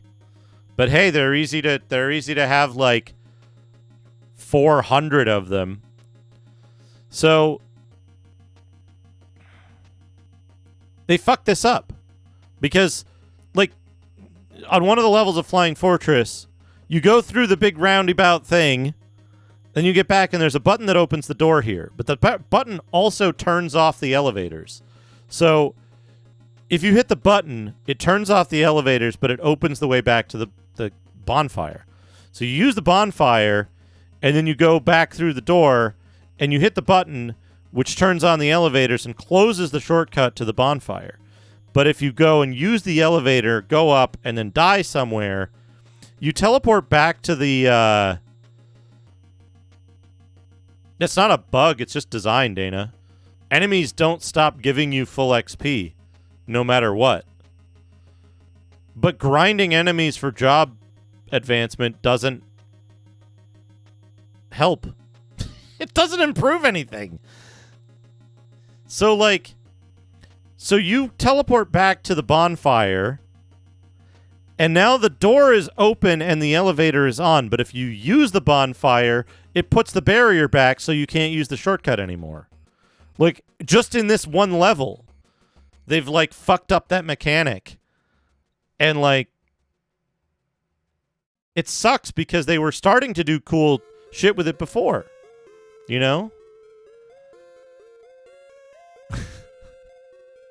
If you die, the barrier's open. And then if you use the bonfire, the barrier closes. It's fucking... it's so stupid. So, but here's the thing, right? Here's the thing about grinding. You can grind jobs to increase your job level. Your job level doesn't get you anything other than the abilities on the job tree and I don't know, some shit. I had maxed out jobs by the time I got to Flying Fortress. I had maxed out several jobs. Only equipment increases your power because only your defense numbers and your attack numbers fucking matter, it seems. So because your attack number and your defense numbers matter only, you can't get higher level equipment that has higher numbers. You can't get that unless you go to newer missions. So if you're stuck at a boss and you die a couple times on the boss and you go to Farm MP, that's another thing. You go to Farm MP to be able to fight the boss again from full power, then you've already maxed out your power potential because you've already maxed out the item level of stuff, right? That's what happens. So there's no way for you to grind. You cannot increase in power until you beat the boss at the power level that they exactly wanted you at. It's very much like designer jerk off time with Stranger of Paradise. Because I think I've heard a rumor, right? I've heard a rumor from people who follow this sort of stuff more than I do. I've heard a rumor that it was specifically Nomura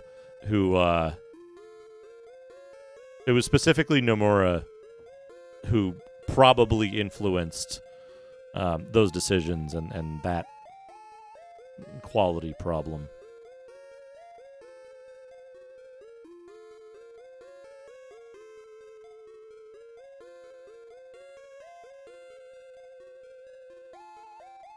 So who knows? I would recommend that you get the game for free and play the first 10 hours of it. When you get to Flying Fortress, stop. It's an enjoyable 10 hours, but don't pay for it. Another option would be get to Flying Fortress, turn it on casual mode, and then turn it on casual mode and just play through on casual from there on. It's probably fine. Not story mode. Play on story mode and then die a bunch of times so that it enables you to play on casual mode and then play on casual mode. But yeah, it's not a game that does. It's not a game deserving of like your time in terms of playing it for its mechanics. If you want that, get Neo. Get Neo.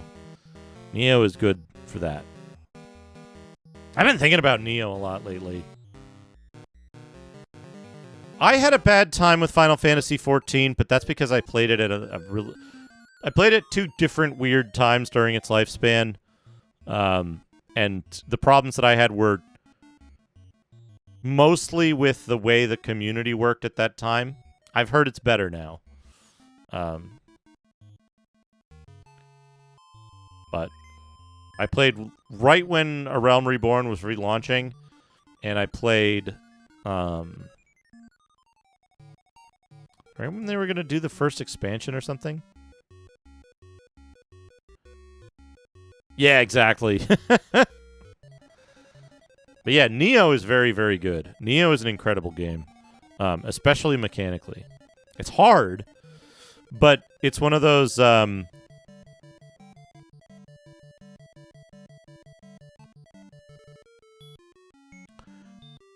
Neo is a rare game that, while I've been frustrated and upset at Neo for its difficulty, I've never really felt like it was a result of anything but my own inability to execute very strict, very demanding requirements in terms of, like, you know, like, I was never like, oh, there's just unavoidable damage in this boss fight. It's always like, it's always like, okay, I see how I could have avoided that if I was paying better attention or, you know, had dodged at the correct time. And then when I do dodge at the correct time, it's like, I dodged at the correct time and I didn't take damage. I've never had a case of like, oh, I dodged that and I still took damage because the game is fucked up kind of stuff. Which I did have with, like, the Tiamat fight. It's like 50-50. Same dodge, and you're like, oh, well, this time I didn't. This time I took damage. Last time when I did the exact same timing of dodge, I didn't take damage. Who knows? But that's a big part of it, right? Is like, how do you quantify that stuff? So.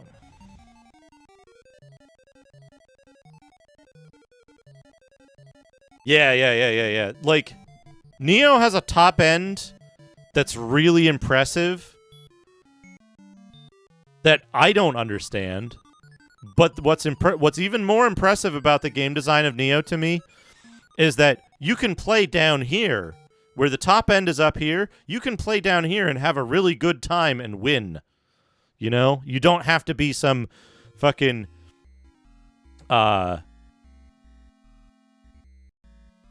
you don't have to be some big brain fucking get good player. You can play Neo, be fairly good at video games, and have an excellent time because it's just a good game that rewards you for playing reasonably well and being a little bit smart about your equipment setup. You can also, in Neo, you can reasonably just, like, grind shit. You know? Not powerful enough? Go back and do some other shit until you are. And then you can give yourself a lead ahead of the content that you're doing to make it easier. So, man, Neo's good. Neo's really good. It's also so much snappier than... Man, what if I just played Neo? Should I just play Neo? Let's do a poll. I'm going to do a poll, and I'm going to run to the restroom and get another little snack.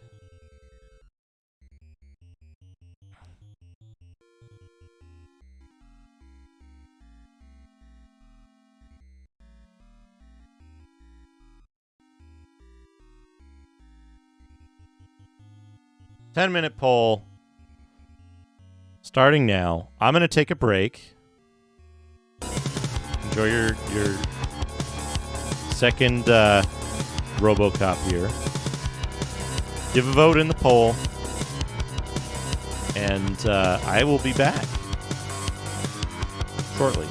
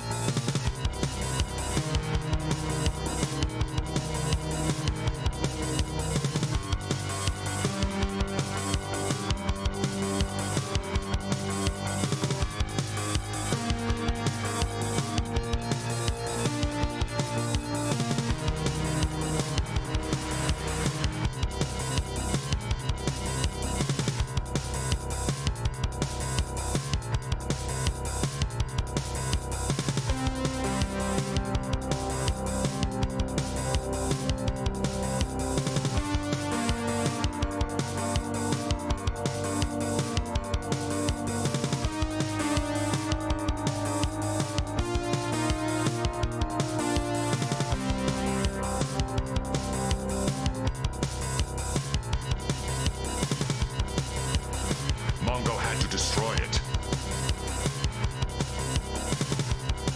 It is the Bane Blade! They jumped into action against Korath. Magnus offered no more cordial words and attacked. They waged battle.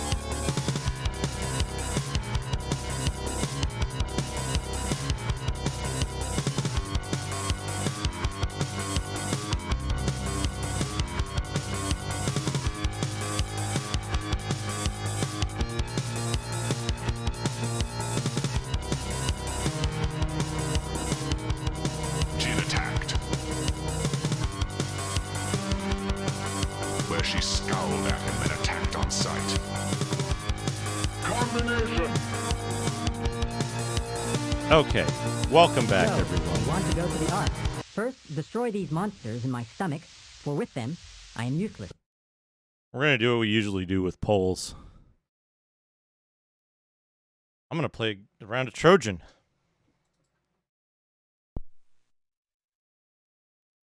Wong.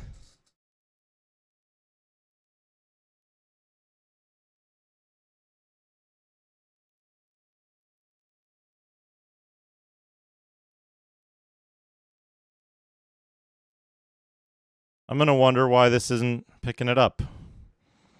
Oh no, did I forget to... Whoops. A neural fault? The Vision server is not there.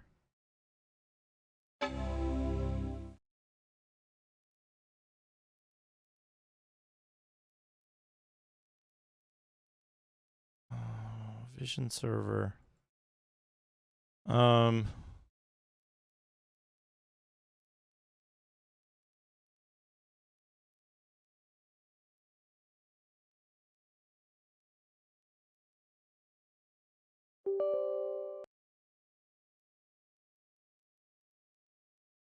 Okay.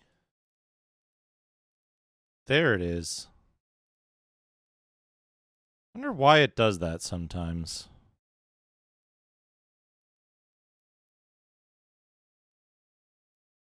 There it is. All right.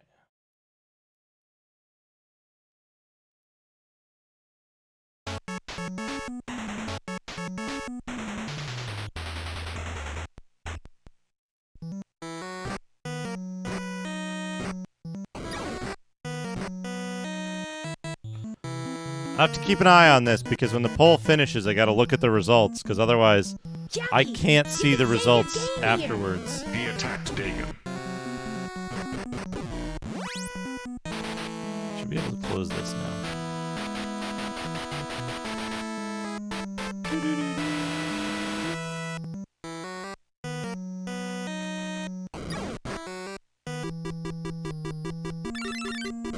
Ah, fuck.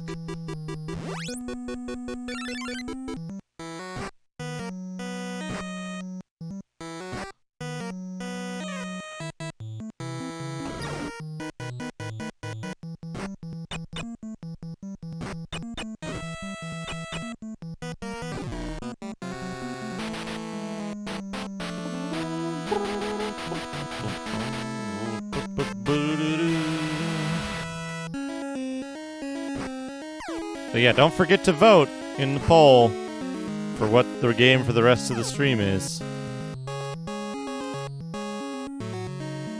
I have an idea of what something retro might be, too. I didn't get it. 2?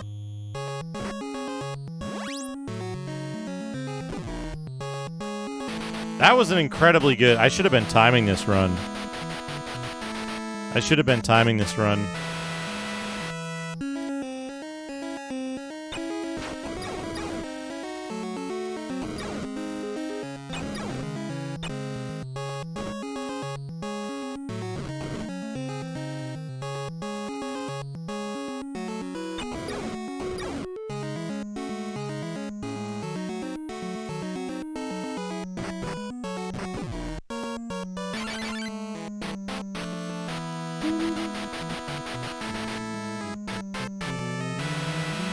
Big turnout on the votes.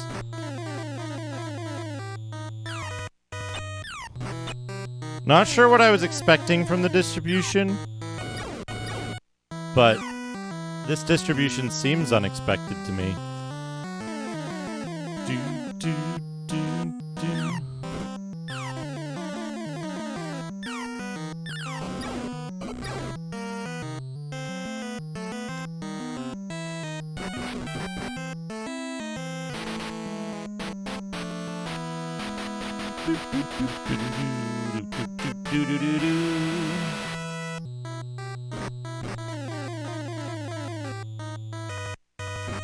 Huh? Since always. If folks wanna pay to win, you can always set it that. I just set it that so that I don't forget to do it for the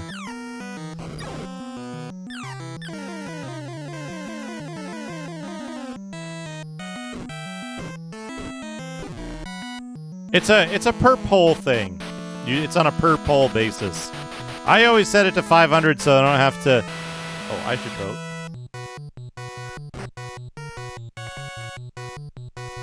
I always do it on a... I always leave it on so that I don't have to...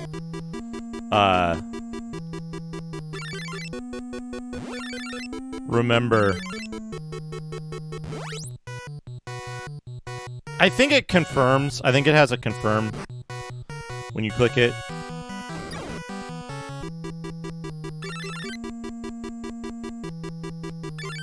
It also tells you who contributed the most bits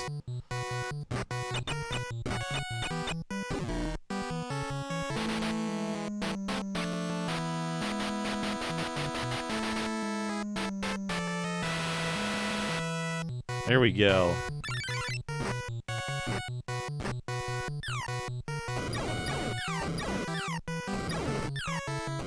Sequel or spiritual successor to Trojan? I don't think so. Other than oh, well, there goes time. Yeah. You can never get too good armadillons.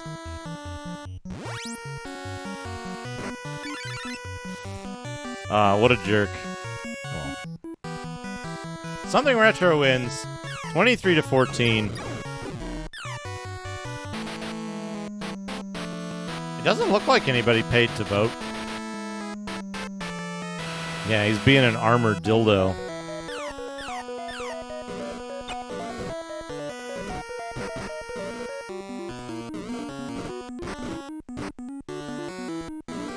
Hello. Like, I suppose you could count Fist of the North Star as, like, related.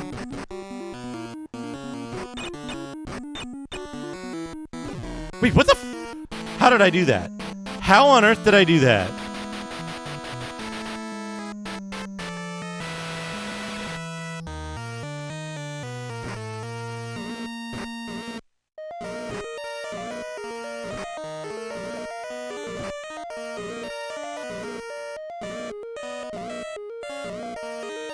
I don't know if anyone else noticed what was going on there.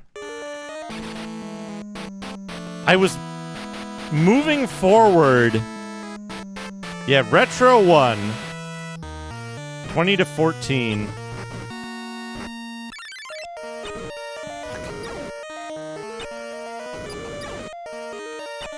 So surprisingly even split.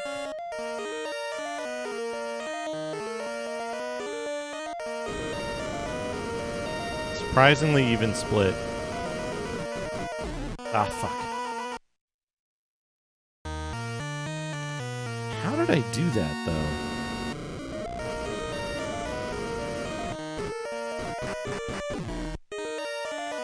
I don't know how I did that. I was able to move forward. I was able to move forward while swinging my sword and ducking. I slid forward while ducking, and I don't know how I did it.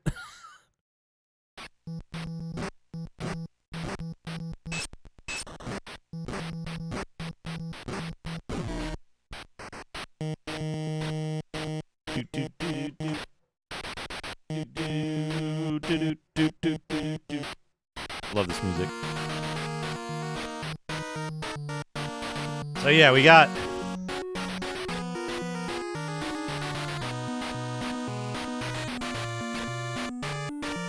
(14-23). Just over a third voting for Neo. Just over 60% voting for something retro.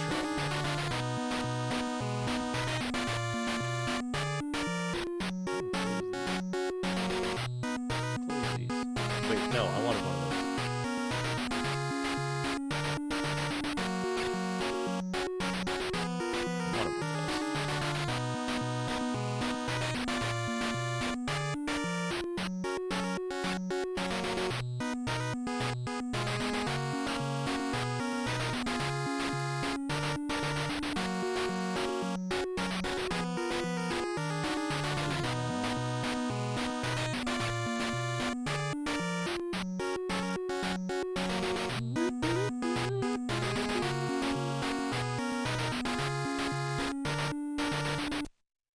Hell yeah. What a good game. Trojan is such a good game.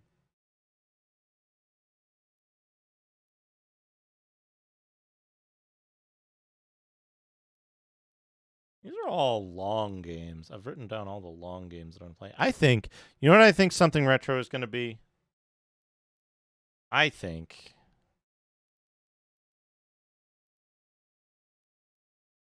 we're going to finish that Castlevania game. Get your maps out. Get your...